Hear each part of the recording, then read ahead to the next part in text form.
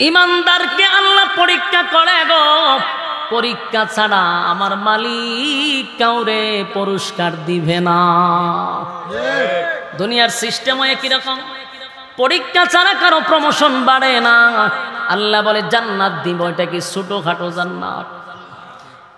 সর্বনিম্ন একটা জান্নাতির জন্য এই পৃথিবীর 10টা পৃথিবীর সমান একটা জান্নাত দেওয়া হবে। এই জান্নাত কি তোমার বিনা পরীক্ষায় দিবে না? বিনা পরীক্ষায় জান্নাত দিবে না, পরীক্ষায় পাশ করতে হবে। তাই আল্লাহ বলেন যারা ঈমান আনবে আমি আল্লাহর উপরে, তাদের উপরে পরীক্ষা আসবে রে, পরীক্ষা আসবে। কখনো আল্লাহ গরিব বানাইয়া পরীক্ষা দিবে, কখনো আল্লাহ ধনী বানাইয়া পরীক্ষা নিবে, কখনো আল্লাহ ক্ষমতা দিয়া পরীক্ষা নিবে, কখনো আল্লাহ লাঞ্ছিত অপমানিত কইরা পরীক্ষা নিবে। কথা হয় না? পরীক্ষা ছাড়া কেউ জান্নাতের ভিতরে প্রবেশ করতে পারবে না। এমন কি নবী রাসূলগণ যাদের কোনো গুনাহ নাই, ঠিক কিনা? হ্যাঁ, কথা কইল, নবীদের কোনো গুনাহ আছে? আহলে সুন্নাত ওয়াল জামাতের আকীদা হলো নবীরা মাসুম, মাসুম, মাসুম, তাদের কোনো গুনাহ নাই। যেই নবীদের গুনাহ নাই সেই নবীদেরকে আল্লাহ পরীক্ষা ছাড়া ছেড়ে দেয় নাই। আল্লাহ নবীদেরকেও পরীক্ষা করছে, অথচ নবীরা কোনো গুনাহ করে নাই, নবীরা মাসুম। নবীদের ক্ষেত্রে পরীক্ষা ছিল কিনা? কথা হয় না?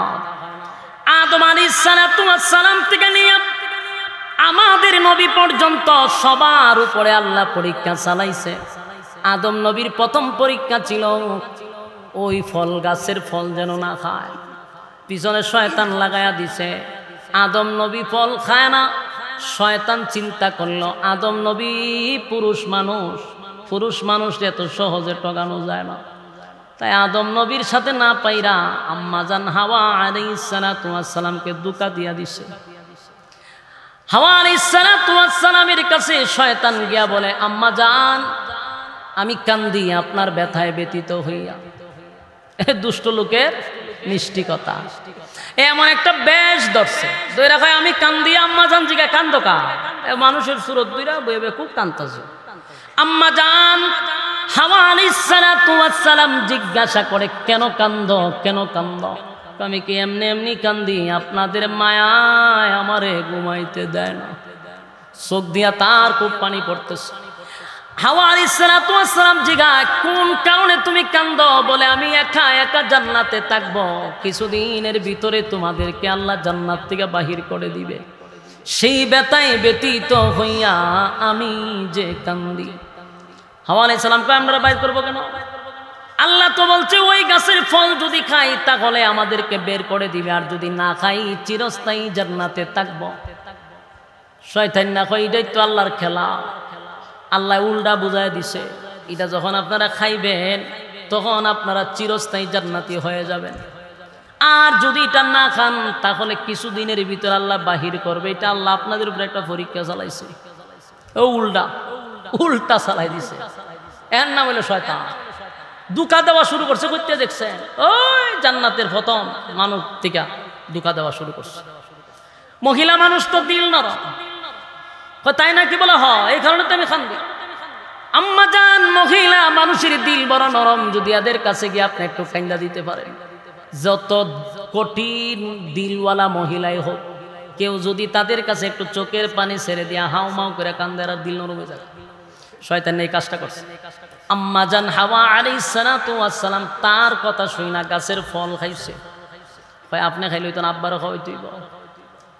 আদম নবী সারাদিন আইছে কোথা থেকে ক্লান্ত হইয়া, আম্মাজান হাওয়া গাছের ফল দিয়া জুস খাওয়াই দিছে। যেই মাত্র খাইছে সাথে সাথে জান্নাতি পোশাক শরীর থেকে খুলে গেছে, বাথরুমে ধরছে। বলুন জান্নাতের ভিতরে কি প্রস্রাব পায়খানা আছে? হ্যাঁ, কথা খান। জান্নাতের ভিতরে প্রস্রাব পায়খানা নাই। দুনিয়া কোনো পচা গান্দার জায়গা, সেখানে বাথরুমের ব্যবস্থা আছে। আল্লাহ কয়, আদম রে আমি না নিষেধ করলাম এই গাছের ফল খাবি না, তারপরে খাইলি কেন? আল্লাহ আমি তো জানি না, আমার বউ খামটা করছে। হাওয়া আলাইহিস সালাম খাম করে বইছে। হাওয়ারে জিজ্ঞাসা, তুমি খাম করলা কেন? আমি তো করছি না। হেতে খান দে, আমার মায়ায় মহব্বতে আমার জোর করে খাওয়াইছে। কখন তো উল্টাটা করছে। সাথে সাথে জান্নাতি পোশাক শরীরে পড়ে গেছে। দুইজনকে আল্লাহ দুই জায়গায় পাঠায়া দিল। সেদিন থেকে আদম নবী আর হাওয়া আলাইহিস সালাতু ওয়াস সালাম একদিন দুই দিন নয় 350 বছর চোখের পানি ফালাইছে। আদম নবী লজ্জা শরমে আসমানের দিকে তাকায় নাই প্রায় 350 বছর। হায় আল্লাহ, আমি কি করলাম? আপনি নিষেধ করার পরেও আমি খাইলাম। আমি খাই নাই, আমার বউ খাওয়াইছে। এইভাবে একদিন দুই দিন নয় 350 বছর কান্নার পরে একটা দিন আদম নবী হঠাৎ করে স্মরণ হয়ে গেল জান্নাতের ভিতরে আল্লাহর নামের সঙ্গে হাবিবুল্লাহর নাম দেখছে। সুবহানাল্লাহ। সেদিন আদম নবী 350 বছর পরে বলে, মালিক একদিন দুই দিন নয় গো, 350 বছর কানলাম, আমার শাস্তি তো কমে না। তবে আজকে একটা নামের উসিলায় তুমি আমারে মাফ করে দাও। আমি যেদিন চক্ষু খুলে, যেদিন আমারে তুমি বানাইছিলা, সৃষ্টি করছিলা, চোখ মেলি আমি তাকায়া দেখি আরশের মধ্যে তোমার নামের পাশে আরেকটা নাম দেখা যায়, মুহাম্মাদুর রাসূলুল্লাহ সাল্লাল্লাহু আলাইহি ওয়াসাল্লাম। হে মালিক, সেই নামের উসিলা তুমি আমারে মাফ করে দাও। যেই মাত্র আল্লাহর পয়গম্বরের নামটা উচ্চারণ করছে, সেদিন আমার মালিক আদম নবীর দোয়া কবুল করছে। চিৎকার দিয়া কোন সুবহান। অথচ নবী রাসূল একজন পয়গম্বর, প্রথম পয়গম্বর আদম নবী, সেই নবীরও আল্লাহ পরীক্ষা করলো। 350 বছর কানছে, যেমন তেমন কথা কয় না। কয় বছর? একজন পয়গম্বর হয়ে 350 বছর কান্নাকাটি করলো। আল্লাহ আদম নবীরও পরীক্ষা নিস, নবীর উসিলায় আদম নবীর আল্লাহ ক্ষমা করে দিল। যুবক ভাই, শুধু তাই নয়, নবীদের গুনাহ নাই গো, নবীদের কোনো গুনাহ নাই, কোনো গুনাহ নাই, কোনো গুনাহ নাই। এরপরও নবীদেরকে আল্লাহ পরীক্ষা করছে। জাকারিয়া আলাইহিস সালাতু ওয়াস সালাম একজন পয়গম্বর, যখন ওনাকে বেঈমানরা দৌড়ানি শুরু করছে কালেমার দাওয়াত দেওয়ার কারণে, অপরাধ একটাই, একত্ববাদী খোদার দাওয়াত দেয়। সেই কারণে জাকারিয়ার উম্মতেরা জাকারিয়া পয়গম্বরকে দৌড়ানো শুরু করছে মারার জন্য। তারা অস্ত্র নিয়ে জাকারিয়া নবীকে হত্যা করবে। তাই জাকারিয়া নবী সামনের দিকে দৌড়াইতে দৌড়াইতে বিশাল একটা গাছের সামনে গিয়ে দাঁড়ায়া গেছে। গাছের সামনে দাঁড়াইয়া বলল, গাছ এখন আমি কি করি? আমার পিছনে শত্রু, তাড়াতাড়ি তোমার ভিতর আমার ঢুকাও। গাছ তো পয়গম্বর বলছে, গাছ সাথে সাথে হা করছে। জাকারিয়া নবীরে গাছের ভিতরে গাছ ঢুকাইয়া দিছে। সুবহানাল্লাহ। বাড়ি গিয়া এটা নবীর কথা বলতে, কোনো ফিরের কথা না, এটা নবীর কথা বলতেছি, মনোযোগ দিয়ে আসো। পয়গম্বর বলতে তো গাছ সরে গেছে। গাছের ভিতরে যখন ঢুকে গেল, মানুষ আইসা দেখে, কিরে আমাদের সামনেই তো ছিল, গেল কো? পাগল হয়ে গেছে, এখন না দেখলাম জাকারিয়ারে আমাদের সামনে, এখন গেল কোথায়? গাছের গোড়া তাই সাত্য গাইতেছে, কিন্তু জাকারিয়া নবীরে তো আর পায় না, গেল কই? এর মধ্যে শয়তান আইছে, দরবেশের বেশ দুইটা। শয়তান কয়, আপনারা কারে তখন? জাকারিয়ারে বলা হয়, বলে গাছের ভিতরে ঢুকছে। এরা কয়, মে ফাইজলামি করো আমরা সাথে, গাছের ভিতরে আমার মানুষ ঢুকে কেন? গাছের ভিতরে আছে। জাকারিয়া নবীর উম্মতেরা কয়, ফাইজলামির একটা সীমা আছে, এমনি আমরা মেজাজ খুব করা, জাকারিয়ারা হত্যা করতাম আইছি, তুমি কো গাছের ভিতরে? বলে গাছের ভিতরেই। হেরা যখন রাগ হয়েছে, কয় মিয়া জাকারিয়া জাদু বিদ্যা জানে, জাদু দিয়া গাছের ভিতরে ঢুকছে। তোমরা যদি বিশ্বাস না করো তাহলে দেখে যাও, ওই গাছের ভিতরে ঢুকবার সময় পাঞ্জাবির একটা কোনা বেরিয়ে গেছে। তখন কয়, দেখো পাঞ্জাবির কোনা এখনো বেরিয়ে গেছে, এটার ভিতরে আছে। এখন এর বিশ্বাস হয়েছে, হইতে পারে। এখন তারা কি করলো, এই গাছ এটার ভিতরে তো জাকারিয়া নবী, এরা জাকারিয়া নবীরে মারার লাগে একটা খরাত লইছে। খরাত বুঝেন না আপনারা? খরাত দিয়া গাছ খাইতে লাগবে, অথচ জাকারিয়া নবীদের ভিতরে পরীক্ষা চলতেছে। কিন্তু যখন খরাত দিয়া গাছের উপরে টান শুরু করছে জাকারিয়া নবীদের ভিতরে, তখন ওই শয়তানিয়ার ভিতরে একটা ধারণা ছিল যে যদি জাকারিয়া নবীরে করাত দিয়ে মাইরা ফেলা তাহলে জাকারিয়া নবী বেঈমান হয়ে মারা যাবে। কেন? কারণ জাকারিয়া নবী সাহায্য চাইছে গাছের কাছে, আর গাছের কাছে তার সাহায্য যেহেতু চাইছে, আর এই মুহূর্তে যদি জাকারিয়া নবীরে মারা যায় নবুয়ত শেষ, বেঈমান হয়ে মারা যাবে, নাউজুবিল্লাহ। এটা শয়তান তো মারাত্মক ব্রেনি, সে এটা প্ল্যান করছে। যেহেতু সাহায্য চাওয়ার কথা ছিল আল্লাহর কাছে, চাইছে তো গাছের কাছে, তাহলে নিশ্চিত এখন মারা গেলে বেঈমান হবে। আর শয়তান এটা চাইছে যে তাড়াতাড়ি গাছ কাটো। যখন গাছ কাটতে গেছে, কিন্তু জাকারিয়া নবী তো পয়গম্বর, সাথে সাথে আল্লাহ আল্লাহর ডাক মেরে দিছিল। সুবহানাল্লাহ। বাড়িতে গিয়া এ মালিক মুসিবতে পড়ে গেছি আল্লাহ, আমি গাছের ভিতরে আমার মাথার উপরে করাত চলতেছে। আল্লাহ তুমি যদি এখন আমারে না বাঁচাও, বলো না আমি কোথায় যাব? আল্লাহ কয় জাকারিয়া বাচ্চা গেছিস, বাচ্চা গেছ তুই যদি এখন আমার শরণাপন্ন না হইতি, নবুয়ত ছিনায়া নিতাম, বেঈমান হইয়া মারা যাইতি। শয়তানি ডিসাইছিল, কিন্তু পয়গম্বর আল্লাহর কাছে চাইলেছে আমার কাছে যেহেতু তুই শরণাপন্ন হয়ে গেলি, আমি নবুয়ত ছিনায়া নিব না, কিন্তু তোমার উপরে পরীক্ষা চলতেছে। একেবারে সোজা হয়ে দাঁড়ায় থাকো, করাত মাথার উপরে দেখে নিচে যাইব, টু শব্দ করতে পারবা না। কথা কি বুঝতেছে?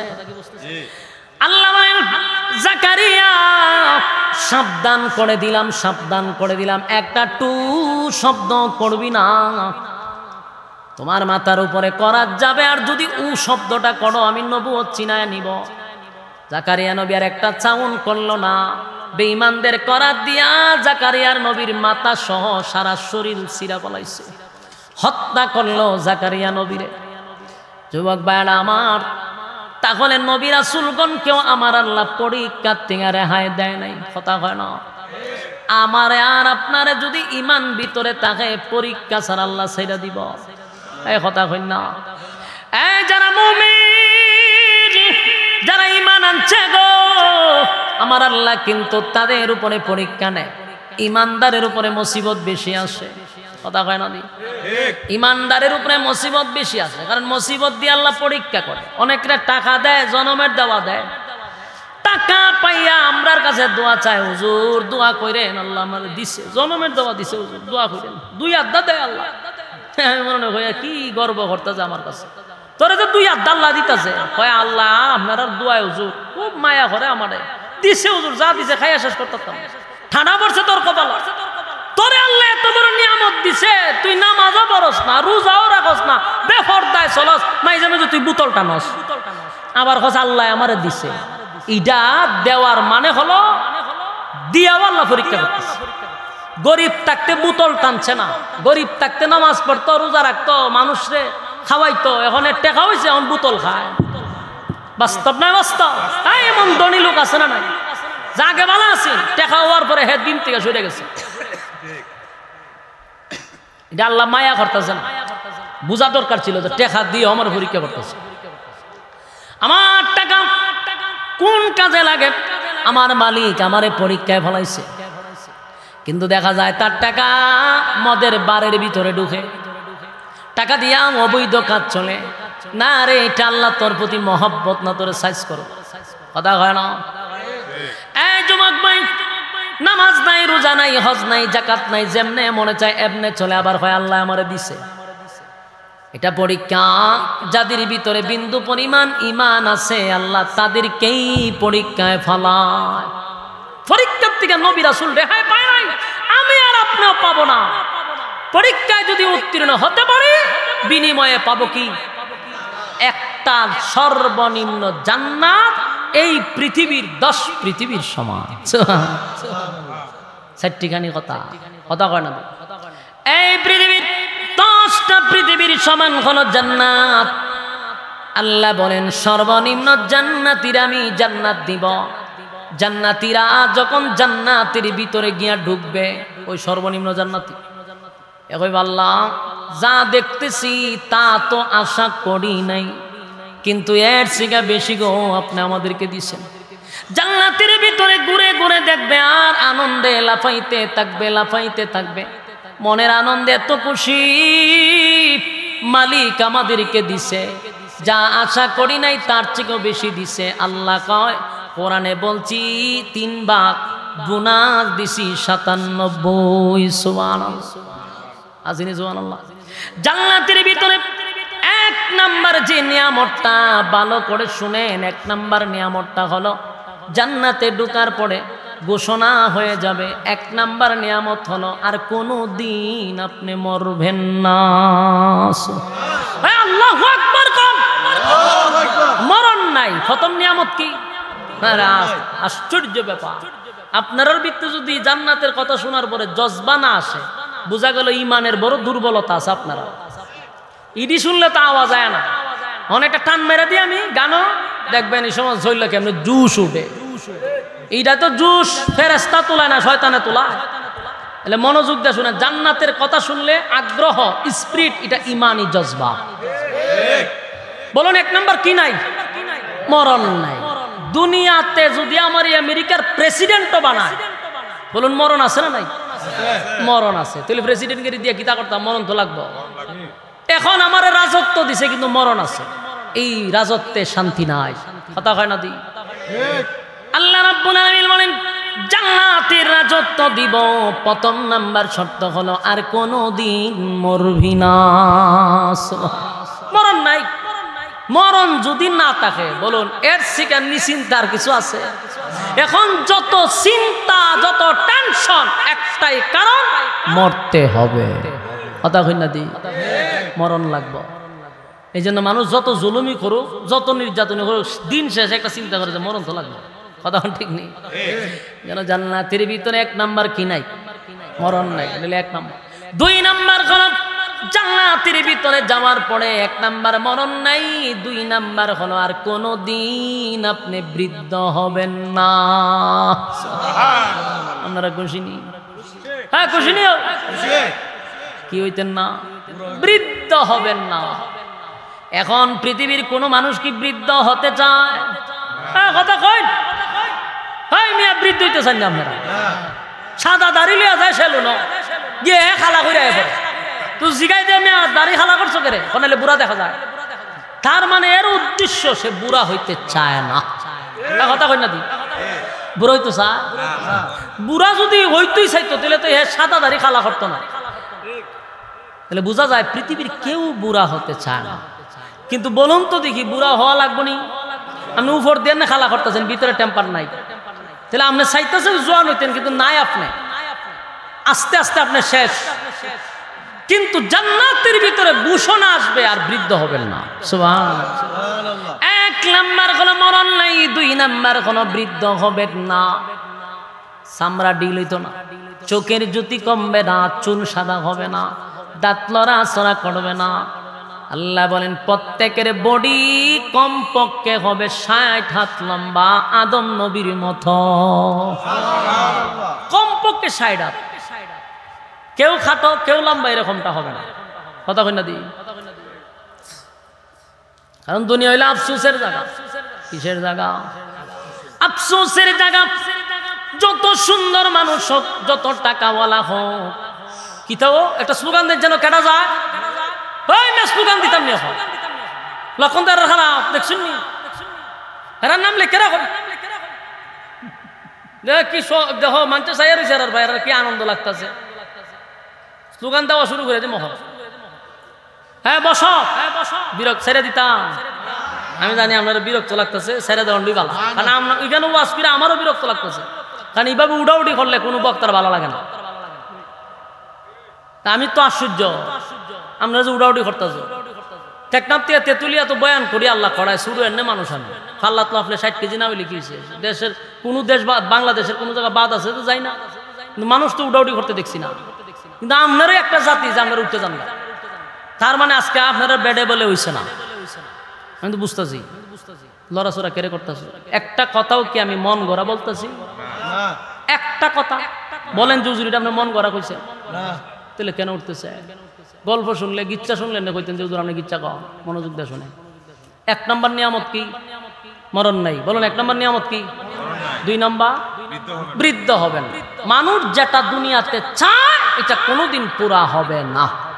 কথা হয় না দি? নবীরাও যদি দুনিয়াতে চাইতো আল্লাহ পুরা করতো না। কারণ এটা দুনিয়াতে নয়, এটা পরকালে। দুনিয়াতে আমরা বৃদ্ধ হতেই হবে, মরতে হবে, বৃদ্ধ হইতে হবে। সুতরাং দুনিয়া হচ্ছে কেউ গিয়া মক্কাত গিয়ে তোর আল্লাহ আপনি আমার বুড়া বানায় না, বুড়া বানায় খানতে খানতে শেষ করে না, কোনোদিন হে জোয়ান হইব ই দোয়া কবুল নি বল আল্লাহ আমি আপনার রাসূলের রোজার সামনে দোয়া করি আমার আপনি মরণ দিয়েন না, কবুল হইব না, সবকিছু কবুল হয় না। আল্লাহ বলে জান্নাতের ভিতরে 1 নম্বরে হলো মরণ নাই, 2 নম্বর হলো আমি বৃদ্ধ বানাবো না। দুনিয়া হলো আফসোসের জায়গা, আফসোসের জায়গা। টাকা আছে তো চেহারা বালা নাই, চেহারা বালা তো টাকা নাই, অনেক সমস্যা মানুষের আছে না নাই। কিন্তু জান্নাতের ভিতরে 1 নম্বর হলো রাজত্ব, তারপরে মরণও নাই, আবার বৃদ্ধ হবেন না, বডি হবে 60 হাত লম্বা, চামড়া ডিল হবে না, চেহারা উজ্জ্বল থাকবে। এটা হলো 2 নাম্বার। 3 নাম্বার হলো প্রত্যেকের চেহারা হবে ইউসুফ নবীর মতো।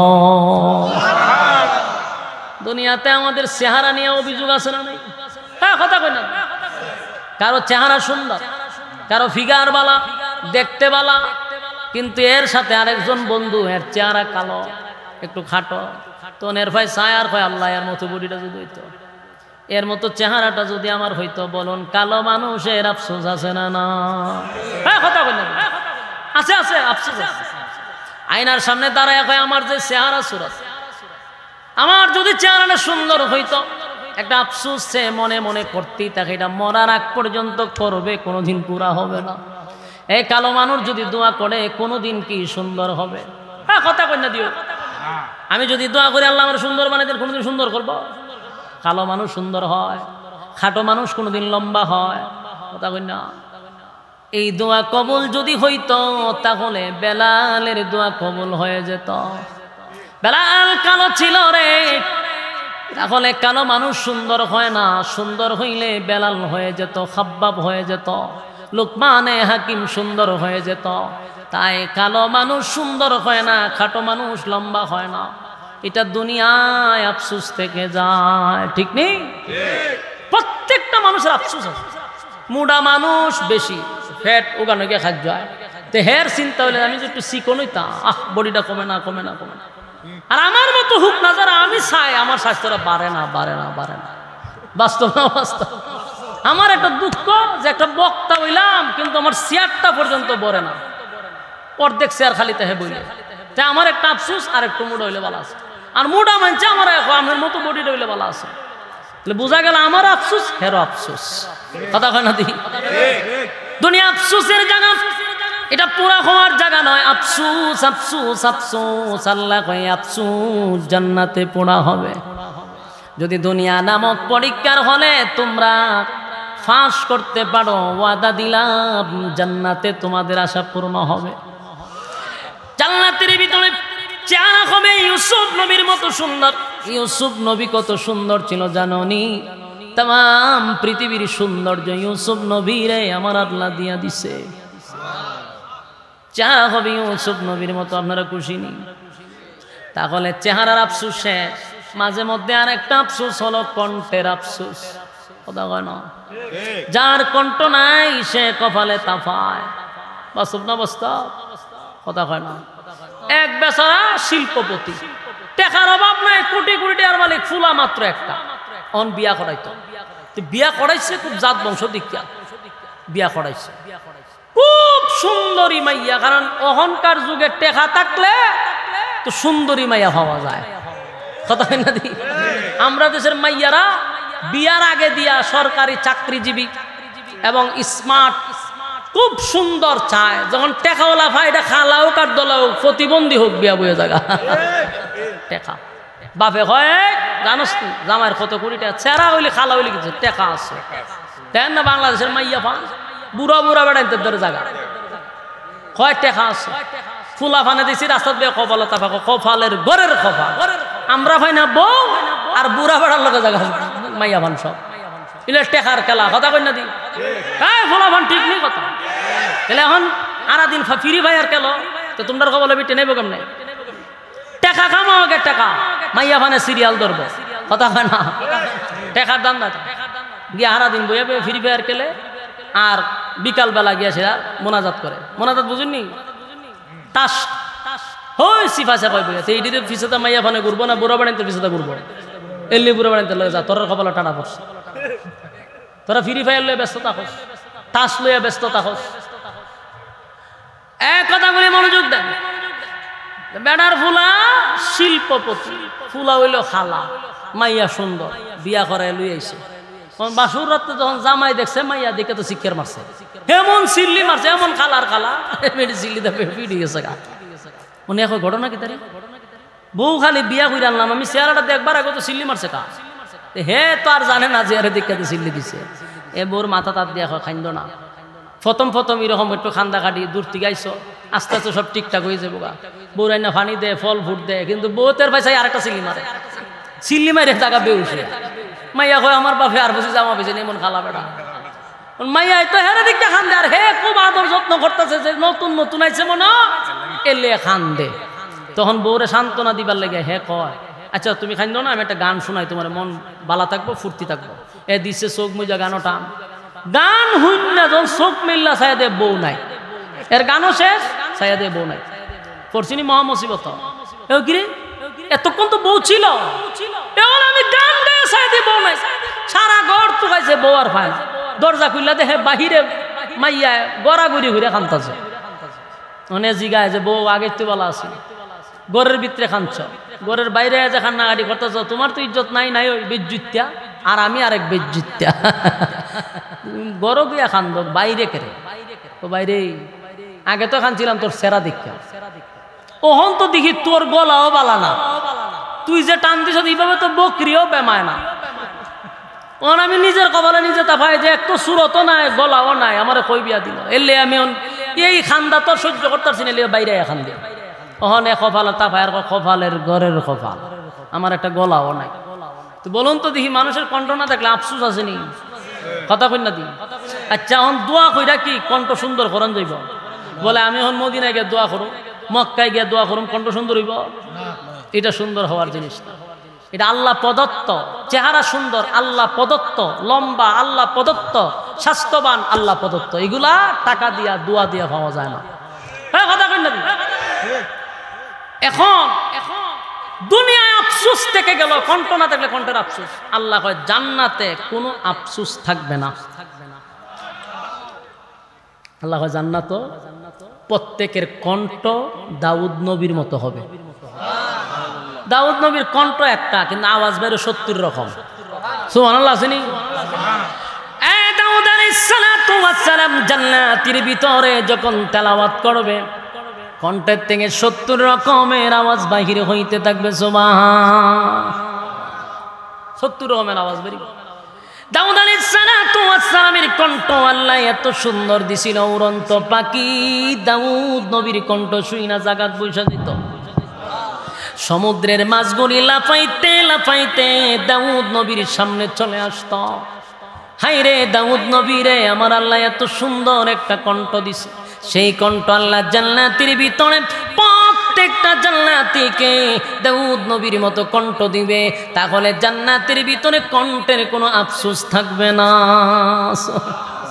কথা কই না দি আর আফসোস আছে দুনিয়া হলো আফসোসের জায়গা কিন্তু জান্নাতের ভিতরে আফসোসের জায়গা থাকবে না সব পুরা হবে সুবহানাল্লাহ এবার আরো আফসোস আছে আরো আফসোস হইল কেউ যদি বিয়া করে একটা এর মনে মনে চিন্তা থাকে আরেকটা বাস্তব না বাস্তব না এরা জুড়ে কইতো না বিপদ আছে তো যদি আবার শুনে তো গরো আজকে যায়েন বালা করে হইলে আসতেই কম বিয়ে একটা করছেন মনে মনে আরেকটা মন চায় এটা সবার মনে মনে আছে কিন্তু চাইলেই কি দুনিয়ায় বিয়ার একটা কেউ করতে রে যদিও এটা জায়েজ কিন্তু বাংলাদেশে টাটা পড়ছে বাংলাদেশে প্রেম করা হইলো সহজ কথা কই না দি ফিরিত করা প্রেম প্রীতি করা সহজ গার্জেনে দেখলে হয়তো এক বয়সে করই অসুবিধা না কিন্তু এ যদি আরেকটা বিয়া করে হালাই তো লুচ্চারি লোক বালা না ওমা বালা কাজ করছে হয়তো লুচ্চার আর প্রেম করছে হয়তো এক বয়সে করে এই জন্য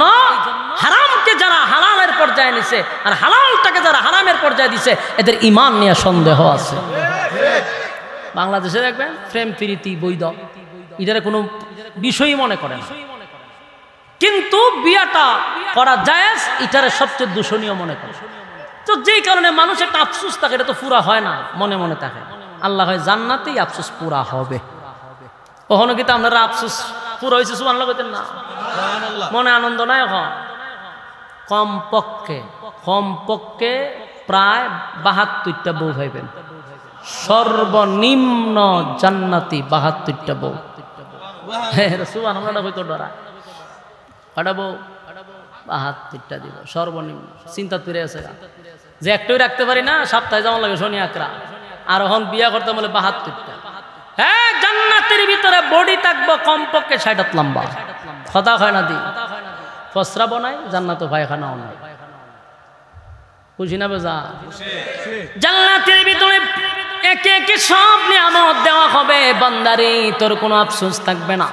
কিন্তু সব পাওয়ার পরে বান্দা বলবে আল্লাহ সব পাইলাম, দেখাইবো কারে? দুনিয়ায় কিছু বন্ধু বান্ধব ছিল, আজকে জান্নাতের ভিতরে ঘুরে ঘুরে দেখলাম বন্ধুদেরকে পাই না। যদি পাইতাম তাহলে আজকে সুসংবাদটা জানাইতাম। আল্লাহ বলবো নাম বলো, লিস্টি সহ মালিকের কাছে দরখাস্ত দেওয়া হবে। আল্লাহ বলবে বান্দারে যাদের নাম তুমি বলছো তারা জাহান্নামের আগুনে জ্বলতেছে। এবার ডাক দিয়ে বলবে মালিক আমারে জান্নাত দিছেন গো, আমার বন্ধুটা কেন জাহান্নামের আগুনে জ্বলবে? আল্লাহ বলে বান্দারে দুনিয়ার জমিনে আমি আল্লাহর গোলামি করছস, আমার নবীর তরিকা অনুযায়ী জীবন যাপন করছস, আমি আল্লাহ খুশি হইয়া তোরে চিরস্থায়ী জান্নাত দিছি। আর তোর বন্ধু আমি আল্লাহ যে দুনিয়ায় পাঠাইছি পরীক্ষার হলে পরীক্ষায় ফেল করছে, তাই আমি তারে জাহান্নামের ভিতরে রাখছি। এবার জান্নাতি বলবে মালিক জাহান্নামে রাখছেন অসুবিধা নাই, আমি আমার বন্ধুটার সঙ্গে একটু কথা বলতে চাই। সুবহানাল্লাহ। আল্লাহ বলবে জান্নাতীরা জাহান্নামীদের সঙ্গে কথা বলার সুযোগ নাই গো, সুযোগ দেওয়া হবে না, এটা কোনো সিস্টেম না।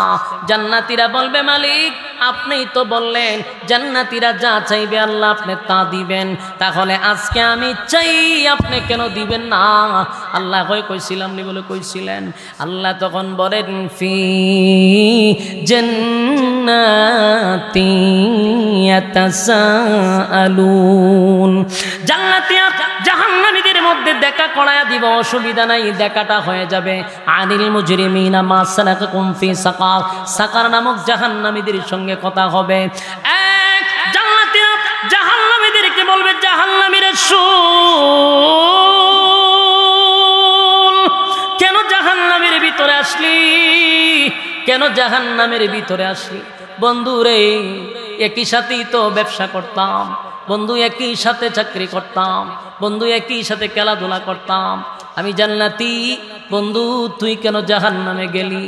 এবার জাহান্নামীরা বলবে বন্ধু জাহান্নামে আসার কারণ আছে। কয়টা কারণে তোরা জাহান্নামে গেছস? বলে 4টা কারণে জাহান্নামে আসছি, 4টা কারণে জাহান্নামে আসছি। যুবক ভাইয়েরা জাহান্নামীরা জাহান্নামের ভিতরে তাইকা তারা নিজেরাই বলতেছে 4টা কারণে জাহান্নামে আসছে।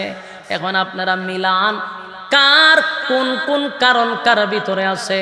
যদি আপনার মধ্যে একটা কারণও থেকে থাকে আপনিও জাহান্নামী, এর মধ্যে কোনো সন্দেহ নাই। জাহান্নামীরার কথা জাহান্নামীরা নিজেরাই বলে 4টা কারণে জাহান্নামে আসছি গো। এখন আপনি আমি হিসাব করে দেখি আমাদের মধ্যে কয়টা কারণ আছে।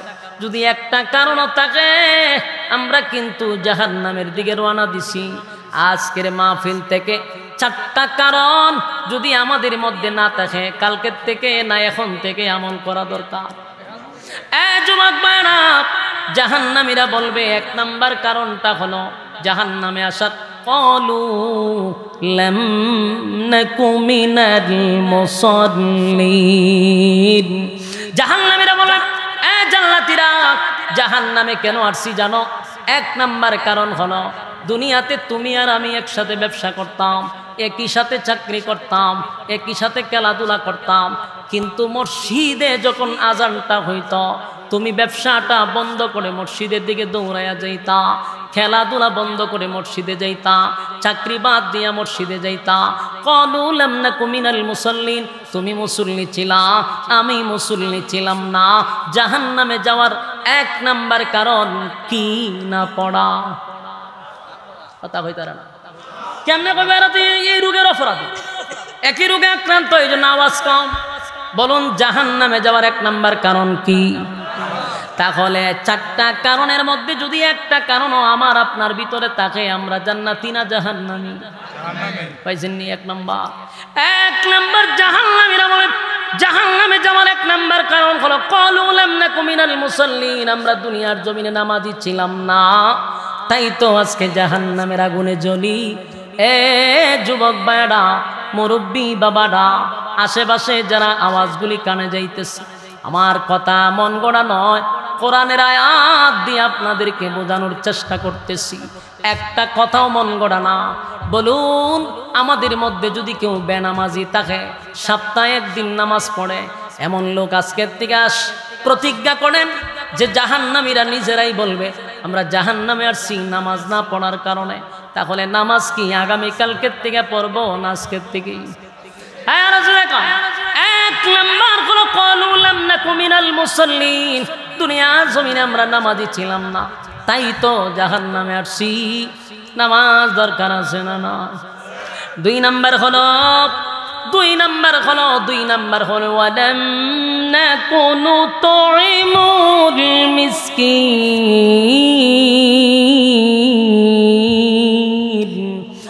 2 নাম্বার হলো ওয়ালাম নাকু নুতঈমুল মিসকিন। 2 নাম্বার হলো দুনিয়াতে আমরা এতিমের মাল, মিসকিনের মাল আমরা আত্মসাৎ করছি, মিসকিনের মাল মাইরা খাইছি। সরকারের পক্ষ থেকে বরাদ্দ দিছে 10 বস্তা গম, 9 বস্তা মাটির নিচে ঢুকাইছি, 1 বস্তা বাইটা দিছি, খায়া ফালাইছি। আমরা খাওয়াই না লোক। সরকার থেকে যদি লেপটিনও দিছে, এইটাও শুদ্ধা খায়া ফালাইছি। কথা হয় না দি? আপনার এলাকার কথা কই না, আপনারা তো আল্লাহর ওলির দেশ হয়েছেন, সুর বাটপার আপনারা দেশ নাই। লেপটিন খাওয়াইন না, বাংলাদেশে বহু জায়গাত আছে। সরকারের পক্ষ থেকে বরাদ্দ হয়েছে লেপটিনও খায়া ফালাইছে। খাওয়াইনার গোষ্ঠী খাইতে খাইতে লেপটিনটাও খাইছ, তিনটাও বাদ দিছ না। তোরা রুচির মধ্যে কুত্তায় কি পরিমাণ প্রস্রাব করছে। গরিবের লেপটিন নাই, হেউডো খেয়ালা। আল্লাহ বলেন ওয়ালাম নাকু নুতঈমুল মিসকিন।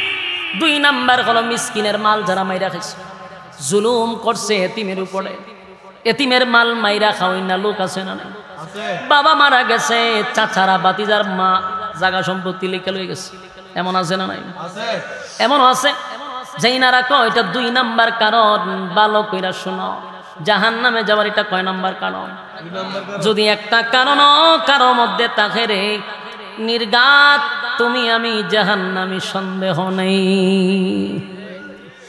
আজকের ওয়াজের মাধ্যমে বাড়িতে গিয়ে আবার ওয়াজগুলা রিপিট করবেন, আর বলবেন এতক্ষণ কি ওয়াজ শুনলাম। বালিশের সঙ্গে মাথা লাগায় চিন্তা করবেন, কেনই বা ওয়াজে আসছিলাম, কি শিখলাম, আমার যে এতক্ষণ বসায় রাখলো, কি শিখা গেলাম। এটা যেন নিজে প্রশ্ন করতে পারেন। 1 নাম্বার হলো নামাজ না পড়ার কারণে জাহান্নামী। 2 নাম্বার হলো ওয়ালাম নাকু নুতঈমুল মিসকিন। 2 নাম্বার হলো আমরা এতিমের মাল মাইরা খাইলাম, জীবন ভর এতিমদের উপরে জুলুম করছি, সরকারি মাল পর্যন্ত বরাদ্দ ওরা দিছিল, আমরা সব মাইরা খাইছি। জাহান্নামে যাওয়ার এটা 2 নাম্বার কারণ।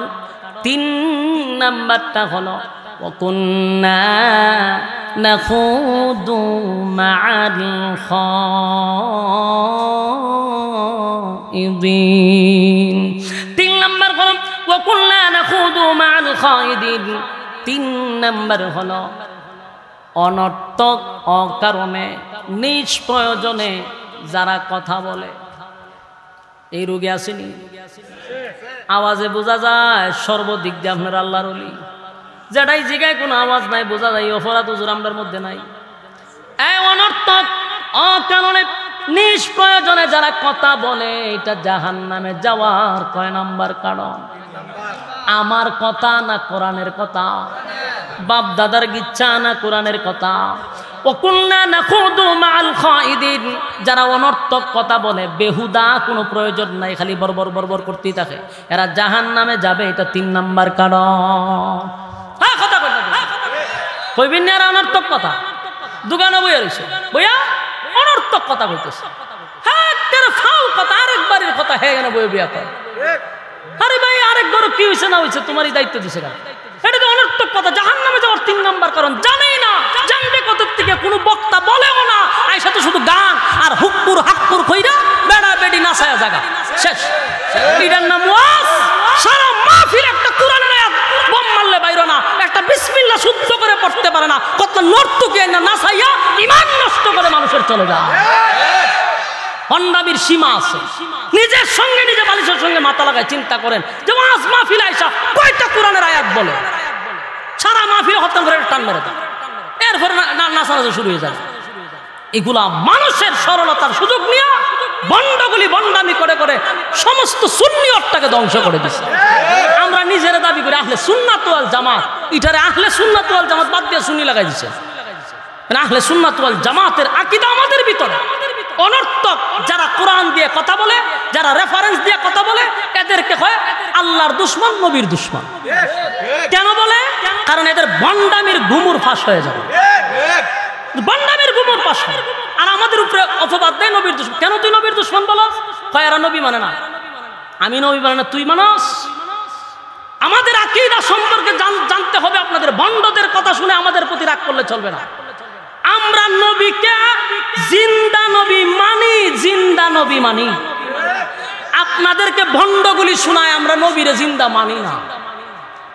আমার নবীরে আমরা জিন্দা নবী মানি, শুধু নাই তাই না, আমরা এটা আকীদা বিশ্বাস, নবীর রওজায় দাঁড়ায় সালাম দিলে নবী নিজ মুখে উত্তর দেয়, এটা আমাদের আকীদা। এরপর আপনাদেরকে বিভিন্নভাবে বুঝায়, কেন? বন্ডামি প্রকাশ হবে। কারণ এগুলা ছিল আগে যাত্রা ফালা, ইডিয়ায় যেমন ওয়াজ মাহফিল, ওয়াজ করবো হইতে গান ছাড়া আছে কি? তা গান ছাড়া আছে কি? একটা আয়াত নাই, একটা হাদিস নাই, কোরআনের একটা আয়াত তাদের শুদ্ধ করে হয় না। বাংলাদেশের রাজধানী ঢাকা শহরে একটা লোকের ইমামতি নাই, দেখলাম না যারা ইমামতি করতে পারে। কোন মসজিদে এরা খতিবগিরি করতে পারে না। কেন? এদের সূরা ফাতিহা পর্যন্ত শুদ্ধ না। আর যখন দেখে মুরিদানরা জিগায় আমরা শহর যান না কেন, হয়তো ওয়াহাবিরা সব দখল করে নিছে। আরে বেটা তুই যাস না কেন? ইন্টারভিউ দিয়ে মসজিদে ঢুকতে হয়, তোর তো সূরা ফাতিহাই হয় না, তুই ঢুকবি কেমনে? এই জন্য ফারুকি একজন ছিল না কি, যে মারা গেছে, যে নুরুল ইসলাম ফারুকি সাহেব, উনি বারাক্রান্ত মন নিয়ে একটা কথা বইলা গেছিল, যে আজকে আমাদের মধ্যে একটা সুন্নিদের বক্তাদের সূরা ফাতিহা শুদ্ধ নাই। উনি ওনার বক্তব্য এখন রেকর্ড আছে, শুনে দেখে যে আজকে ঢাকা শহরে আমাদের একটা লোকের ইমামতি হয় না, কারণ আমাদের পড়া শুদ্ধ না। ফডার ফডার করো, সূরা ফাতিহা পড়তে পারো না, খালি পাবলিক সরল পাবলিকের সামনে হুক্কুর হাক্কুর হাক্কু হুক্কু ওয়াজ শেষ। কারণ মানুষ তো সরল, পাবলিক কোরআন হাদিস বুঝে না, এটা দিয়ে চালায় গেছে। বসো, কোরআন হাদিস কটা বলো দেখি না। কোরআন হাদিস নাই, শুধু হুক্কুর হাক্কুর দিয়ে জীবন চলবো না। মানুষ কেন জাহান্নামে যাবে এটা জানান মানুষকে। মানুষ কোন কারণে জাহান্নামী হবে সেগুলো শিখান মানুষকে, এগুলা তো শিখান না। সারা মাহফিল এদের অ্যানালাইজ করে দেখলাম কয়েকটা আয়াত, এই আয়াতের সারা আমি এদের একটা বক্তা দেখলাম ওয়াজ করতে। এক হইল কুল ইন কুনতুম তুহিব্বুনাল্লাহ, নবীর মহব্বতের একটা আয়াত ধরে, আর একটা হলো ইন্না আউলিয়া আল্লাহি লা খাউফুন আলাইহিম, নবী ওই ওলি আল্লাহর পক্ষে একটা আয়াত পড়ে, একটা হলো ওমা আরসালনাকা ইল্লা রাহমাতাল আলামিন, এই আয়াতটা। এই দুই একটা আয়াত ছাড়া কোনো ওয়াজ নাই। কেন? সুদের ওয়াজ গেল কই, ঘুষের ওয়াজ গেল কই, বেফরদার ওয়াজ গেল কই, প্রেক্ষাপট নিয়ে ওয়াজ গেল কই, খালি কি আয়াতই আছে সারা কোরআনে, আর কোনো ওয়াজ নাই। মানুষ সরল, এই জন্য সম্মান করে। যদি মানুষ কোরআন বুঝতে শুরু করে তো বাউল ফাউলের বাদ থাকবে না বাংলাদেশে, ফাউলগিরি এটা চলবে না বাংলাদেশে। মানুষ এখন সচেতন, শিক্ষিত যারা আছে অলরেডি। ওই যে কদিন আগে দেখলাম কি সালেহি জানে, মুতালেব হোসেন সালেহি একজন বক্তা, সুনা খানদার, মুহাদ্দিস এবং একজন লেখক, একজন স্কলার, বিজ্ঞ আলেম। সে সুন্নি হিসাবেই পরিচিত ছিল সবার কাছে, কিন্তু তার এলেম আছে, ফাউল না, বাউল না, একজন মুহাদ্দিস, সোনাখান্দা মাদ্রাসার মতো একটা মুহাদ্দিস। এই ব্যক্তিটা কিছুদিন আগে সুদর্ণপুর কুমিল্লার আল্লামা মুস্তাকুন নবী হাফিজাহুল্লাহর এখানে গিয়ে উনি তওবা করে বলছে, হুজুর এতদিন যা করছি, যা বাড়াবাড়ি করছি, আমার ভুল ছিল। আজকের থেকে আপনার হাতে আমি হাত রেখে পিছনের সব বাত আপনার পরামর্শে আগামী দিন চালাবো ইনশাআল্লাহ। কারণ ওই যে এলেম আছে, একটা জিনিস সবসময় খেয়াল রাখবেন, যাদের জ্ঞান আছে এরা কোনো সময় ভ্রান্ত পথে বেশি সময় থাকতে পারে না। ওই লোকটা শুধু একজন আলেম নয়, একজন কলামিস্ট, ভালো একজন স্কলার, বুঝতে পারছে যে আমরা যেটি করতেছি তো বন্ডামি ছাড়া কিছু না। এই জন্য সে ফিরে আসছে, তওবা করছে। আলহামদুলিল্লাহ বলেন। আজকে যে আমি আপনারা জোর করে এখানে বসায় রাখলাম, এখন আপনারা যাওয়ার সময় যদি নাচতে নাচতে যাইতেন তো নিজের তো একবার প্রশ্ন করলেন না যে শিখলাম কি? এতক্ষণ যে ওয়াজ শুনলাম আমি কি জানলাম, কি বুঝলাম, কি শিখলাম? এই হুক্কুর আক্কুর শিখবার লেগে ইসলাম কেন? নিজের প্রশ্ন করেন, বালিশের সঙ্গে মাথা লাগাবেন। লাগাই আমি যে 4টা কর্মসূচি প্রথম দিছি 4টা, এখন দিছি 4টা, কটা হইল? 8টা কর্মসূচি নিয়ে বাড়ির যাবেন। 8টার মধ্যে বললাম কয়টা? 3টা। 8টার মাঝে বলছি কয়টা? 3টা বলছি। একটা হলো ক্বালু লাম নাকু মিনাল মুসাল্লিন, দুনিয়াতে নামাজি ছিলাম না এই জন্য জাহান্নামে। ওয়া লাম নাকু নুতঈমুল মিসকিন, দুনিয়াতে মিসকিনদের খাবার দিতাম না এই জন্য জাহান্নামী। ওয়া কুন্না নাখুদু মাআল খাইদিন, দুনিয়াতে অনর্থক বেহুদা অপ্রয়োজনীয় কথা বলতাম এই জন্য জাহান্নামী। কটা হইল?